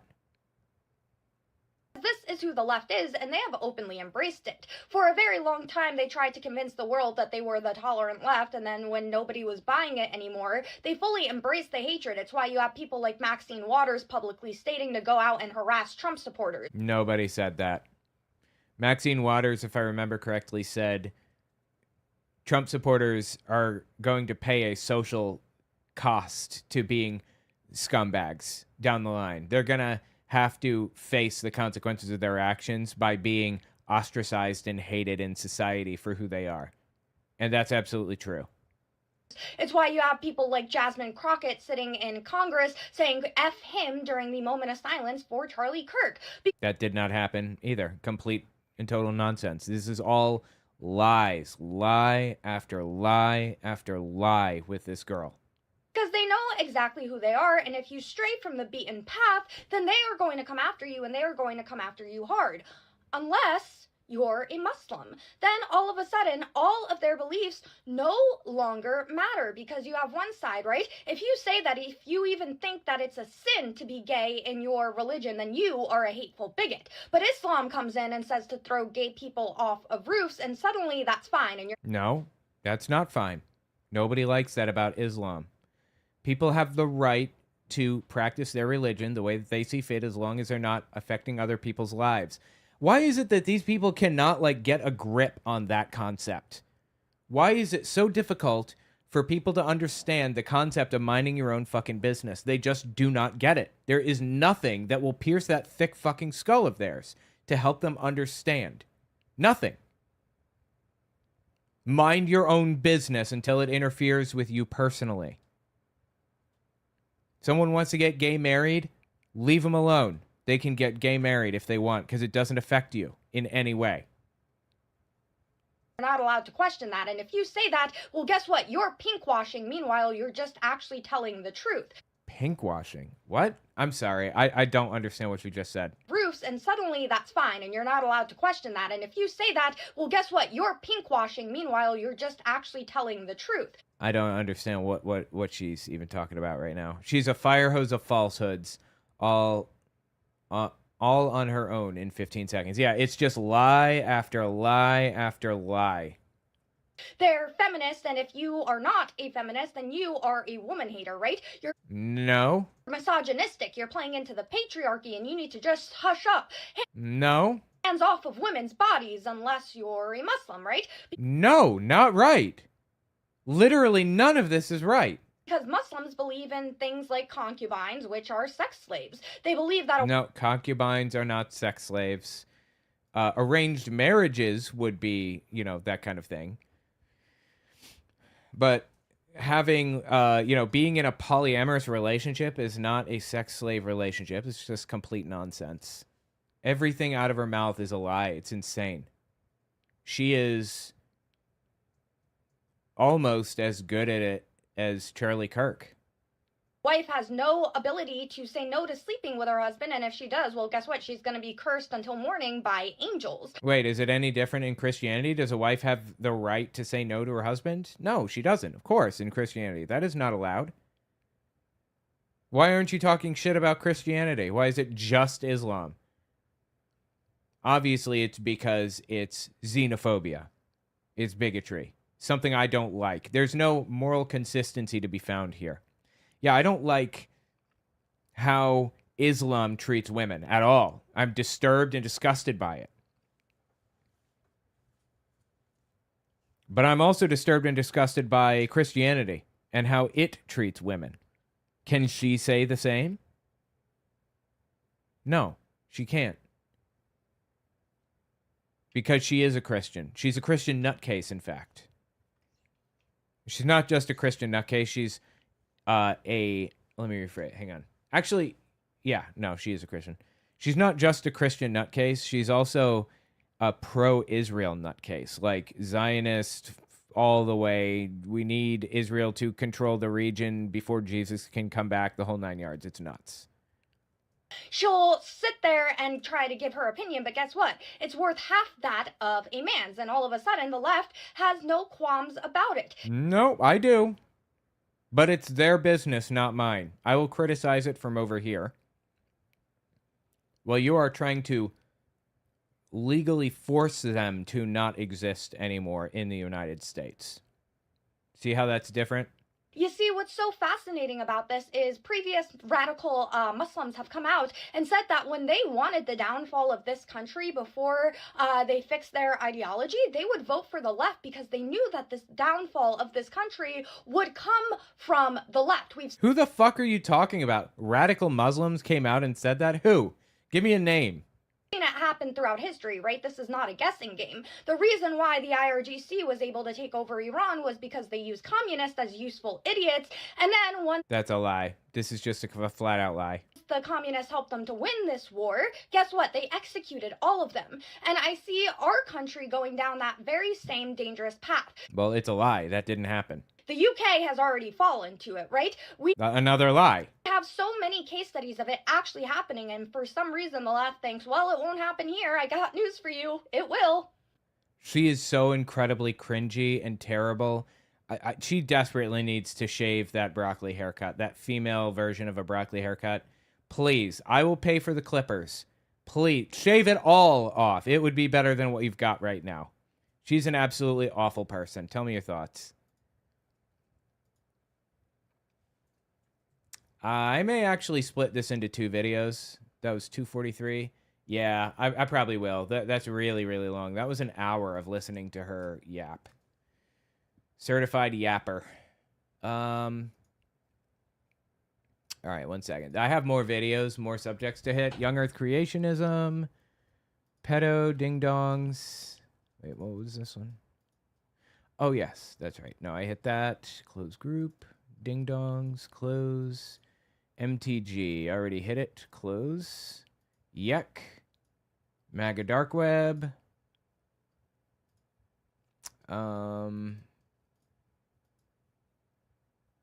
We could hit one of these. What's this? Indeed, far from being some unique dino bird, Archaea shared much of its supposed unique anatomical structures with true birds that exist today, like the South American Hoatzin, for example. So much for Archaeopteryx as undeniable proof of evolution. Yeah, this is an anti-evolution video. What's this one? Let's see. Hold on. It's taking a minute to genetic information. They don't gain it. That same science demonstrates that life doesn't arise from non-life. Hey, where'd you Follow come along from? if you would. Fact 1. There is no known observable process by which new genetic information can be added to an organism's genetic code. None. That pretty much refutes evolution right away because there's no way to go from a fish to an amphibian without adding new information, right? If living organisms... I'm tempted to debunk these. Debunk a couple of them. I think that'd be entertaining. All right, let's hit some of these. First, though, I have to feed the cats. Hang on. I have to go feed them. Alpha Force Zero going to keep you entertained for just a minute while I cover it.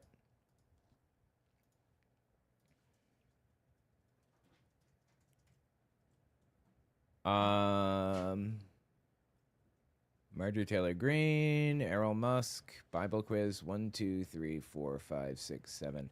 Yeah, I think I have enough videos, but I am going to hit the, I think I'm going to hit the Young Earth creationist thing before I get off of here. All right. You're going to keep them entertained while I feed the cats? Okay, I'll be back in 1 second.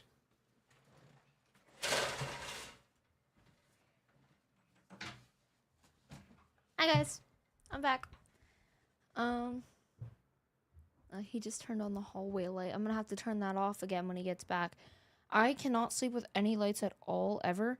So I have to turn off like the bathroom lights and the hallway light before I go to bed. I also turned down the lights downstairs, so he's not gonna turn them off. I mean, but yeah, I have to turn all of those off, and he just turned it on, so I'm gonna have to turn it back off when I go back there. He went to the bathroom after I went back to my room and turned on the bathroom light and left it on, and I had to walk back out and turn it off again. So it's a lot of turning off lights for me right now. Any cats nearby? I don't think so. No, because he went to go feed them, so they're all downstairs now. They just bed downstairs. You haven't fed the cat team monster? Yeah, that's what I was saying to him. I literally texted him. When is that? Like, what time is it? Okay, I texted him 20 minutes ago and said, hey, if you want to feed the cats, I will I'm all for it. You can feed the cats if you'd like. He didn't even respond. I hear him putting dishes in the sink, and I forgot to do the dishes today and yesterday, and I have work tomorrow until 9 p.m. It's not going to be fun. I have work. The second I get out of school, I go to work, and then you got to sleep with the lights on. It helps keep out the shadow people when you have sleep paralysis. I've only had sleep paralysis once in my life, and I must have been 4 years old when I had sleep paralysis. I still remember it very, very, very well. I remember the dream that came before it, and then I remember the entire thing, start to finish, and then I remember all of the dreams that came after it in the following week-ish, because they were all the same. So, when I worked third shift, I used an eye mask to block out light. I have an eyebrow piercing that's still healing, so I can't let anything touch it. And I let stuff touch it today, and it got little crusties for the first time ever since I got it a month ago. And I'm upset about that because I had to clean it and it freaked me out. And now it if I squint, I move my eyebrows like that, it hurts. And it's never hurt before. Someone earlier said that I should have more purple in my hair. And chunky highlights, that's why I don't. But I did dye it again today. So the purple is a lot more vivid than it was. I don't know, because the white light is only on this side. You can see the purple there. And let me try to... Yeah. I didn't wash all of the dye out correctly, so my hair's a little sticky. I don't like that. Whatever. You were supposed to do your work, remember? Yeah, I know. Sorry. You need the stuff done. Need the stuff done. All right, let's continue. Love you. Okay, opinionated girl. Anything interesting happen? It's 4 a.m. here. Where are you? Jeez, you in the UK? You must be, right? It's 3 a.m., can't fall asleep. This must be loneliness, but man, it's black and deep. Used to love black light. My black light posters, yes, old school. Okay, let's hit this. Yuck stuff. Hold on.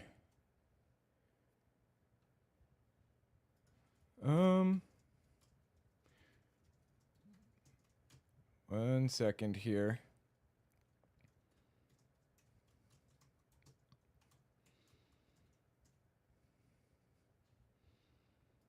I'm just trying to pull up the videos. Kind of. All right, awesome. You know what's really interesting? TikTok video. Let me actually rename that real fast. Nah, I won't worry about it right now. Where did it go?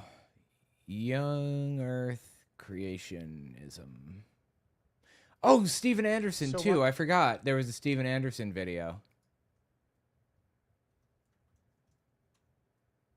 Yes, I totally forgot about that. Wait. Sow in the Wind. Yes.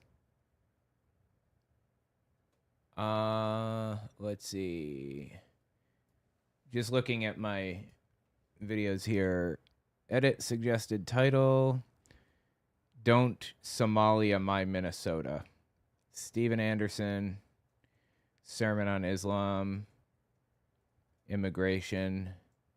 And Muslim threats. Bible verses. Anti-Somali rhetoric. Christian supremacy claims versus European practices. Open file location. All right, there we are. Steven Anderson. There's also the Young Earth Creationist stuff. The Young Earth Creationist videos, I just pulled those up. Where were they?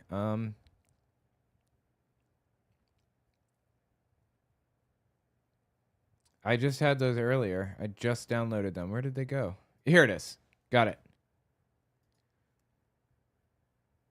Open. And where's the other one? Debunking all the best proof of evolution in 12 minutes. Do you believe in evolution? I believe in, I believe in microevolution. I believe that there are real evolutionary processes. The fossil record proves evolution happened. And when you feel that you have the full weight of science. Okay. Let's watch this one too. Awesome. Yeah. Okay. Let's cover this. Let me write down my timestamp.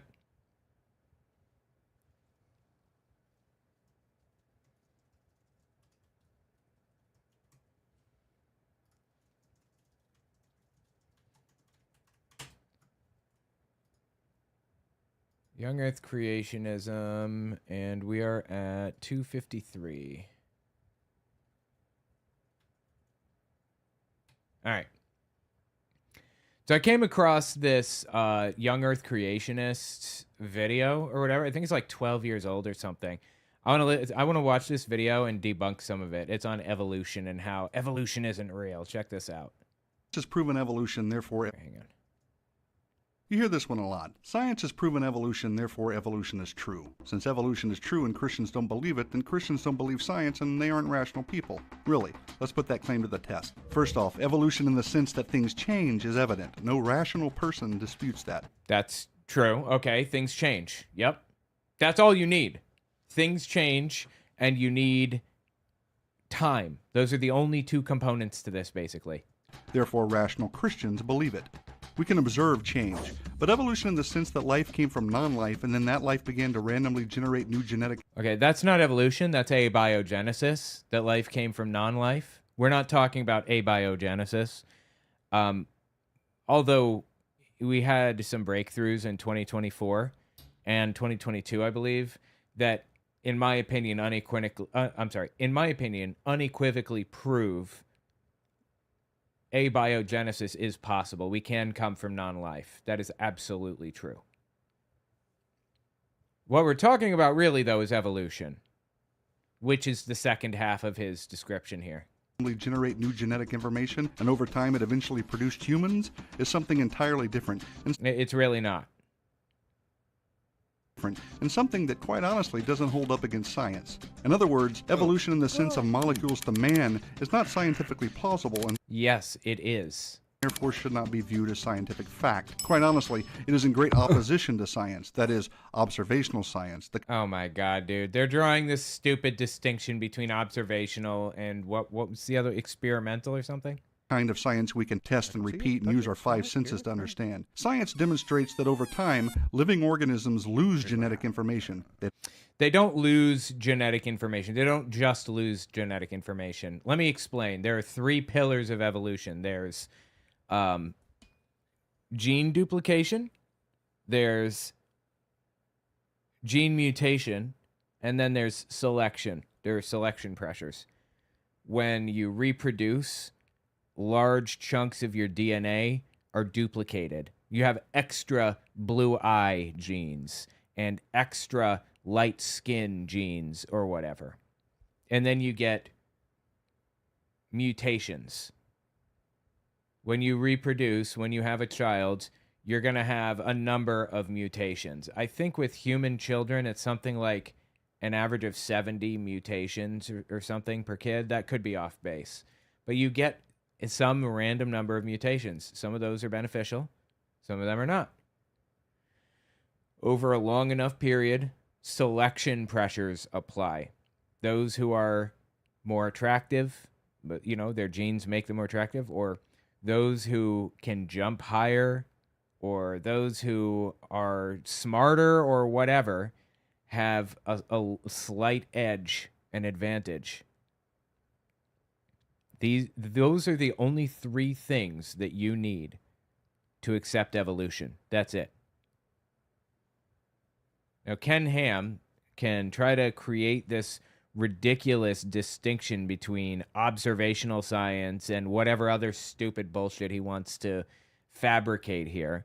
But the fact is, science is science, and we have proven this beyond a shadow of a doubt. Lose genetic information. They don't gain it. We do gain genetic information, actually, through gene duplication and mutation. I don't know where they got the idea that we don't.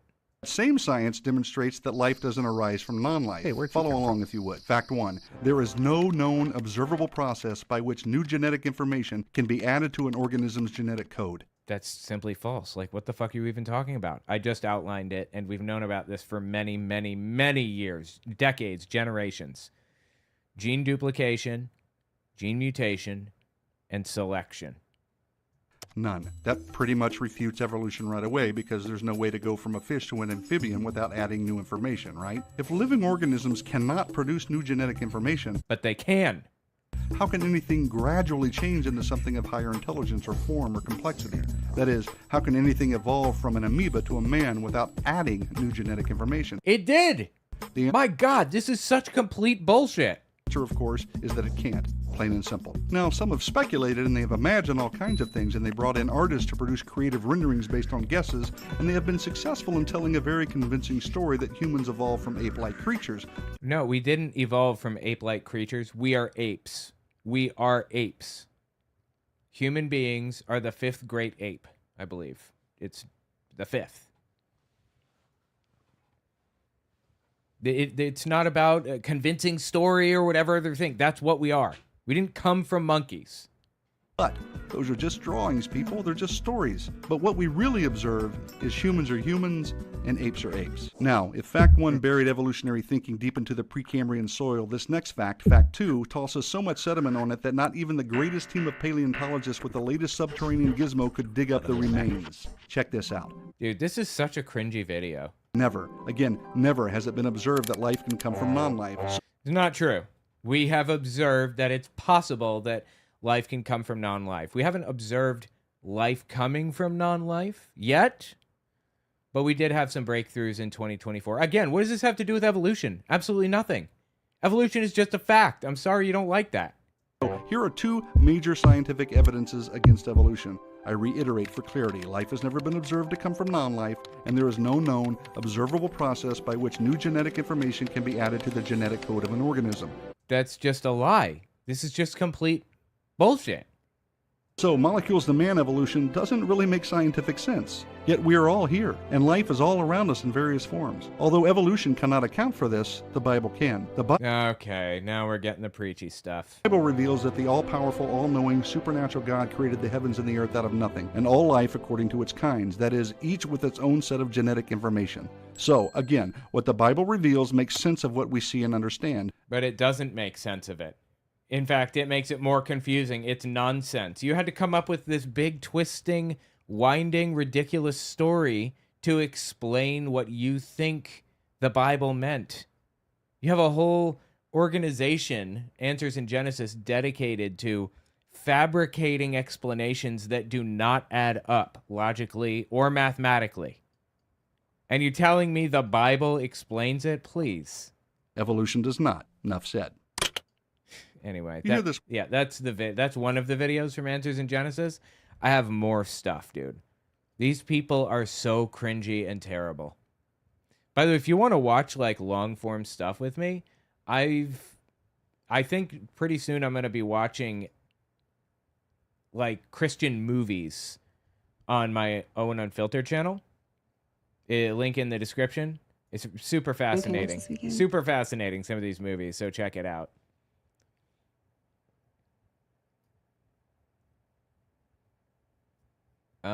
Hang on, I'm just looking here. All right. How long have I been doing this one? Since 253 to 301? We should go a little bit longer. All right, hold on. Let me pull up Living Waters. That's always good for a laugh. Oh my God, no. No, no, no. J.K. Rowling. Oh my god, dude. Okay. Living Waters is Ray Comfort's YouTube channel. It's got 1.6 million subbies. Oh god, it's so heartbreaking. Anyway, they did a video on J.K. Rowling, apparently. Listen to this. Hold on, before we listen to it, actually, let me just snag the video. Yeah, snag the video. Just want to snag it. Add to queue. Start. Trying to snag it. I'm snagging it.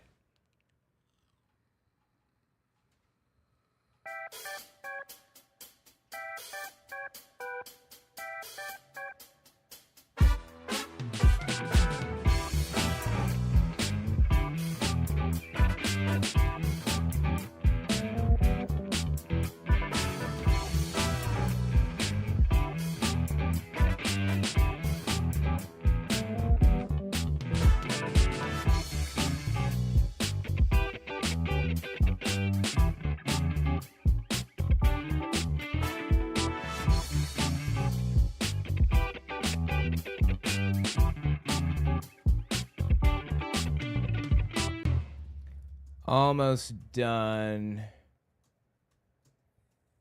Hang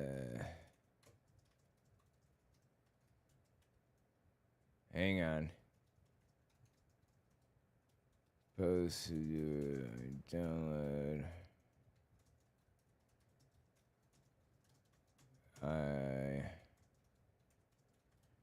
fixed to the analysis queue. Just having trouble with this, sorry. The download, yes, the download finished. Okay, open file location. JK. Got it. And one more thing. I'm sorry, just have to write this down. Saving videos that are downloaded in a folder based on... Sorry. Siri, stop. Oh my God. On the download date. I just want to write this down so I don't forget. The closest Sunday to when it's downloaded be library / 11/16 video. Right now it's just saving it in library. All right, got it. All right, let's see what they said about J.K. Rowling here. She's a monster, by the way. Oh my God, she is an absolutely awful person. J.K. Rowling is. She's a right-wing extremist. She's friends with Ben Shapiro and everything. I'm so sorry to see her go so far down the rabbit hole. J.K. Rowling said in a recent post on X, "I've struggled with religious faith since my mid-teens. I appear to have a God-shaped vacuum inside me, but I never seem quite able to make up my mind what to do about it. Okay. I don't currently have a single belief that couldn't be altered by clear concrete evidence, and in all but one case, I know what that evidence would have to be. The exception is the God conundrum, because I don't know what I have to see to make me come down firmly on either side." Bro, God, J.K. Rowling says she's almost an atheist. She's like this close. She's just begging some poor dumb fool to come along and convince her. I suppose that's the meaning of faith, believing without seeing proof. And That's correct. Yes, faith is belief without evidence. That is as defined by the Bible. The belief in things unseen or something like that. That's why I'll probably go to my grave with that particular personal matter unresolved. At the end of this video, I'm going to tell you exactly how you can contact J.K. Rowling. Ugh. And explain why it's so important that she hears the gospel and how you can help make that happen. Heard of J.K. Rowling? I have. She recently posted on X that she had a God-shaped vacuum in her heart, and she's confused with the whole God issue. She's searching. Don't you love it how she is like a vile, hateful, fucking transphobic monster. says some really disgusting shit about trans people and is proud of it. And, just completely ignoring the God loves all of his children bit. And Ray Comfort here is addressing her Christianity rather than her vile, hateful fucking beliefs. For God and can't find him. She doesn't know where he is. Where God is? Yeah, where is God? How can people find him? Look all around you. This whole world is vibrating. We are all God. We're all God? We're all God. This Okay. whole world. My dog's God? Yep, you are too, sir. Do you know what that's called? Pantheism. That's exactly right. Sure. And it's a form of idolatry. It's making Oh, please. up a God to suit yourself, and it's a violation of the first of the 10 Commandments, which says you shall have no other God. Okay, and who says that I should be following the 10 Commandments? In fact, why the fuck are you following the 10 Commandments? Are you Jewish? Jesus fulfilled the old law. Why are you even reading that shit? You should be following the new commandments, which sum up the others, which is love your neighbor as yourself and love God with your whole heart, soul, mind, body, strength, and whatever else you have in you, right? Before me, did you know that? I didn't, but that makes sense. There's only one God. He's the creator of the universe. We're the creation. He's the creator. Okay. He is so fucking cringy, dude. Which is the hardest commandment to keep? I believe that you should not have any other idols. A lot of people idolize celebrities and stuff. Do you think God should be first? Is he first in your life? I'm not sure how to answer that. No, I guess the answer is no. Is there any proof for God's existence? No, there's no proof. And you want to believe it, okay. That's fine with me. That is A-okay. But don't tell me you have proof. You don't. That's what her problem is. She thinks faith is believing without proof. Is there any proof? Yeah, I'm not sure if there's proof, but... We know God exists for the same reason we know a builder. Dude, I love how he cut her off. He was going to have her answer, and then he just, removed her answer. Why'd you do that? I wanted to hear that shit. I'm not sure if there's proof, but... We know God exists for the same reason we know a builder exists when we look at a building. You don't believe there was a builder. You know there was a builder. Right. Because this is a watchmaker fallacy. We know that when we we walk across the beach, we see a watch on the beach. We know that somebody designed the watch. We know that somebody built the building because we've seen watches before. We've seen buildings, and we've seen people build watches and buildings before. There are parts numbers on this stuff. You can call the parts manufacturers. We don't have that with birds or leaves or whatever. We can actually observe these things evolving in real time. We can observe, for example, E. coli bacteria evolving the ability to survive on citrate where it did not exist previously. This is over the course of 30 years. E. coli bacteria has a generational time span of, I think, 12 hours or something. Every 12 hours, it reproduces. And over the course of 30 years, we watched E. coli evolve the ability to survive on citrate. Uniquely, that ability did not exist before. We watched evolution happen in real time. That's just one example. You have a billion of them. So all of this stuff is factually observable. Believe there was a builder. You know there was a builder. Right. Because it's impossible for a building to build itself. Well, creation is evidence of creator. Flowers and birds and trees, the sun, the moon, the stars. Well, I mean, you can say it was evidence of a creator until you're blue in the face, but first of all, you can't define that creator in any real way. You have no way of knowing who it was, even if there were a creator. You have no reason to believe any of this stuff. At best, you can say something came along and sparked it into existence and then walked away. At absolute best. But he's taking that additional claim, that additional step, and saying, not only were we created, but we were created last Thursday, effectively. All with, the exact appearance as though it were billions of years old. God wanted to trick us, I guess. And God's son is Jesus, and he died for your sins, and he turned water into wine, and he's piling all this other shit on top of it, this complete nonsense.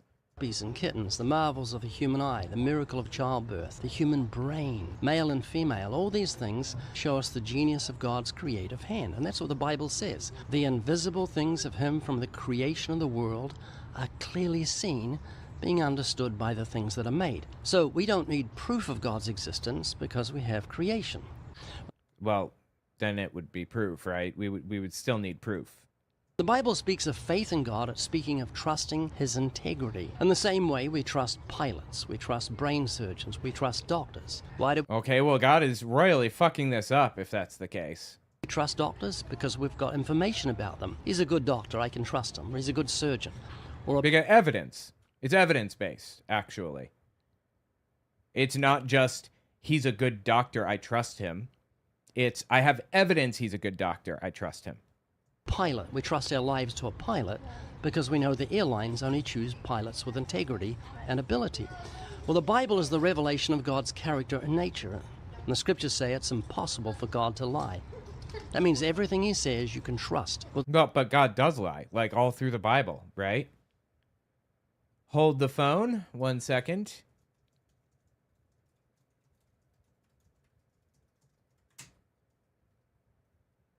Here's one really good lie. He said, "The day that you eat from the tree of life, you will surely die." Or the tree of knowledge of good and evil, or whichever tree. There were two. I think good and evil. That's not true. They lived for another 900 years. They did not die the day they ate from the tree. I know, you can say, oh, semantics. But, you know, that's a lie. He lied to them. They did not drop dead when they ate from it. God sends a lying spirit. 1 Kings 22:19-23. The prophet Messiah describes a vision where God explicitly sends a lying spirit to deceive King Ahab's prophets into giving false prophecy. God asks, who will entice Ahab? And a spirit volunteers to be a lying spirit in the mouth of all his prophets. God approves this deception. Number 2, God deceives prophets. Ezekiel 14:9. And if the prophet is deceived and speaks a word, I, the Lord, have deceived that prophet, and I will stretch out my hand against him and will destroy him from the midst of my people, Israel. Genesis 2, death prediction. God tells Adam in Genesis that the day you eat of it, you will surely die, and he didn't, as I outlined. God hardens Pharaoh's heart in Exodus. God repeatedly hardens Pharaoh's heart to prevent him from letting the Israelites go, then punishes Egypt for Pharaoh not letting them go. This involves God manipulating someone's will and then punishing them for it. 2 Thessalonians 2:11, therefore God sends them a strong delusion so that they may believe what is false. God lies multiple times in the Bible, so that is just not true. Sure. And the scriptures say it's impossible for God to lie. That means everything he says you can trust with all your heart. That's the teaching of the Bible from beginning to end. Now we know the difference between believing in God, that he exists, and having faith in God, trusting in his integrity. So how can I live forever? What would you tell me? Well, I don't know that you would want to. I do. You do. My belief is that your spirit will probably live on. You'll probably live many lives, and that will be your Oh, she's a reincarnation kind of person. Okay. eternity. But in this life, in this body, it's not eternal. Leslie, you said probably twice. That's not good enough for me. It seems. Are you shitting me right now? Ray Comfort is telling somebody, you said probably twice. That's not good enough for me. Really? Ray Comfort? Come on. You know he wrote a book about World War II? About the church in Germany in World War II. I also wrote a book about it. I read his book, and it's complete trash. He gets all kinds of shit factually wrong, and it's blatantly obvious what his source was. His source was a book called The Rise and Fall of the Third Reich by... The fuck was this dude's name? I forgot. He was a journalist that lived in the area at the time, and he was awful. The book is awful. It's, like, completely disregarded by scholars as trash. The guy was not an academic historian scholar. His only real value to... or his only real valuable contribution was the fact that he was there and watched a lot of this happen. But he gets all kinds of shit wrong all through the book. And you can see that transferring over into Ray Comfort's book. I didn't read a single book. I did read The Rise and Fall of the Third Reich, but I knew it was trash going into it and was cautious about what I believed coming out of it. I read so many books, it's ridiculous. Maybe 50 books on World War II era Germany, somewhere in there, a lot. Many of which are out of print, were written 50 years ago or longer by people that were there. And the witnesses were silent.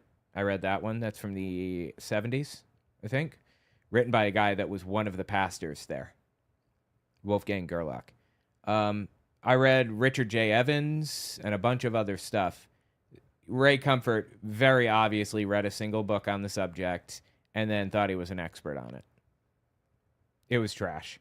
Like, you think about this stuff a lot. I To do. me, I don't worry about it all that much. You should. If you were going to die tonight at midnight, you'd be thinking, where am I going to go? There's something in you that says, I don't want to die. Do you ever read the Bible? No. You should. It's the instruction book for humanity. It tells you why you die and how to live forever. It's very God, it's so awful being preached at like this. I cannot stand it when people do this shit. It makes me want to vomit. very clear. Why do we die according to the Bible? Have you any idea? I don't know. It says the wages of sin is death. In other words, God is paying you in death for your sins. Like a judge who looks at a criminal that's committed murder, but he says, I'm a good person. The judge Bro, I think she's sick of the conversation now.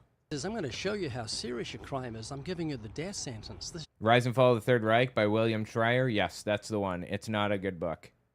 Not reliable, not trustworthy. He's good as an eyewitness, but he's not good as a historian. You should read, if you really want to know the history of it, read The Coming of the Third Reich, The Third Reich in Power, and The Third Reich at War by Richard J. Evans. In fact, he even talks about it at the beginning of those three books in the foreword, and not the foreword, the epilogue or whatever you call it. I don't know what you call it. The early chapters. He talks about William Schreier's book and why it's not really useful. William Schreier hyper focuses on gay people at the time and is very critical of gay people. And he also hyper focuses on conspiracy theories and spreads conspiracies in that book that are not true. He spreads the conspiracy theory that the Nazis spread in the 40s, that communists burned down the Reichstag building because it was some coup or whatever the fuck, a terrorist move or whatever. That's not true. That did not happen. The Reichstag was burned down by a lone wolf who was disgruntled. He also spreads what was some of the other conspiracies? I'm trying to remember. Oh, he spread the conspiracy that Hitler murdered his niece. That is not true either. There's no evidence for it. It's just not a good book. Googled it, says it's historically correct. Then Google is incorrect. That book is not historically accurate. Anyway, all right, let's continue. The judge says, I'm going to show you how serious your crime is. I'm giving you the death sentence. This is your wages. This is what you've earned. And Leslie, sin is so serious to a holy God, he's given us the death sentence. Our death is evidence that God is serious about sin. So is God justified in giving you the death sentence, or are you a good person? Yeah, he's really leaning into the fear-mongering and the hate and all of that. I don't think I agree with your logic. I don't want to live for. Oop, I didn't mean to pause it. Let me step back. I don't think I agree with your logic. I don't want to live forever, so I'm fine with death when it comes. I'm not. I care about you. I want to see you in heaven. I don't want to live forever. Are you running on me? Well, yes, I am. Would you give me 30 seconds? Yes. Yeah, we've sinned against God. If you look with lust. Oh, God, she's so cringy. I'm sorry. He's so cringy, dude. I cannot stand Ray Comfort. Commit adultery in the heart. If you hate someone, you're a murderer. Lying lips are abomination to the Lord, and if we're found in our sins on Judgment Day, we'll end up in hell. Yeah, he's just going through his stupid bit now. Let me jump forward and see. He had a bit at the end about, what's her name? J.K. Rowling. Here we go. Let's see what he says about J.K. Rowling. Here's why reaching out to J.K. Rowling matters. She's not only a human being who, like all of us, faces the inevitable reality of death, but she has influence over millions of people. Imagine if you sent her a link to this video and she watched it and then publicly said, I now know how to prove God's existence and I've started reading the Bible. Please take the time to read the Gospel of John and seek after God. So you may like to send her a message, something very simple like, watch Ray Comfort's video about you on YouTube. It gives scientific proof for God's existence. No, it doesn't. It literally gave no scientific proof for God's existence. There was not 1 ounce of proof here to be found. He is so full of himself. This is J.K. Rowling's verified X account. The link is in the description below. Here is... Wow, dude. So, how do we contact J.K. Rowling at the beginning of the video? Tweet at her. I'll tell you how to contact her. Tweet at her. Great. That's great. What's this? Here is a simple, non-threatening and exciting way that anyone can share the gospel. It's called the 4-question survey. Here's how it works. You simply say, hi, we're doing a 4-question survey to gauge spiritual beliefs. But you're not doing a 4-question survey is the problem. You're lying. This is not part of a coordinated survey effort. You get a free 10 Commandments coin and a $1 million bill just for answering. The box contains 2 survey pads, one you can use for Christmas and one for Easter, 100 10 Commandment coins, 100 $1 million bill tracts, and a thou shalt not steal pen. I like that. I'm a fan, actually. Maybe I should get one of those pens. Here are the 4 simple questions. Is there life after death? Do you get to heaven by being a good person? Have you broken any of the 10 Commandments? Why did Jesus die on the cross? As they respond, you It's so cringy, dude. simply fill in their answers on the form. That's it. You're in full control, and you can choose whether or not to take the conversation further. And even if you don't, they still walk away with the gospel through the 10 Commandment coin and the $1 million bill tract. That's a good piece of propaganda. I gotta hand it to him. That's a good propaganda tactic right there. And I love that they put Benjamin Franklin on the front of the $1 million bill. Then when you're done, just open up your phone's camera, scan the QR code, and register the results instantly. It couldn't be easier. And here's what's really exciting. You're not doing this alone. You're joining a global movement. Christians around the world are doing the same survey and registering their results. Get your 4-question survey box at livingwaters.com. For 5 easy payments of $199.99 each, right? Let's find out. No need to wonder. Just loaded up our question gun. Let's go answer hunting. Where's the survey? Where's the survey box? This video is very, very new. There should be a survey box here, right? Where is it? Really? There's no survey box? Join Academy. Oh my god, dude. This website is insane. Saul did not obey. King Saul. Mr. I did obey, kind of. Is this a WordPress website? I bet it is. I bet it is. No. Apparently, well, they may change the login. I mean, the login page. Bro, I'm not seeing the survey. Learn School TV? You told me I could come here and get a survey box. What happened? Anyway, these people are vile and just cringy and awful. Tell me what you think in the comments. Oh, look, 331 million views. I think I have more than that on my channels. I could be wrong. Maybe I have close to that. Yeah, tell me your thoughts. Okay, well... Hold on, I'm sorry. All right, I guess I'm going to get out of here. Appreciate you hanging out with me. It's been fun. And I will talk to you guys hopefully on Wednesday. All right? All right. Have a good one, everybody. Oh, yeah. Every accusation is a confession with this girl. Yeah, she was vile, dude. The fact that these people think children are poor. I'm sorry. Children of poor people need to suffer for their hardworking parents' sin of being underpaid is wild. They're vile and disgusting. All of these people are. Especially that girl. I don't understand why she's not, like, looking up. It's the billionaires that are the problem here. Good evening, everyone. Just got home from work. Always happy to see Owen live, even if it's only for part of a stream. Well, I'm glad you made it. Thank you. Welcome, Rooster Rachel. Is withdrawal from... Yeah, okay, hit that. All right, guys. Thank you so much.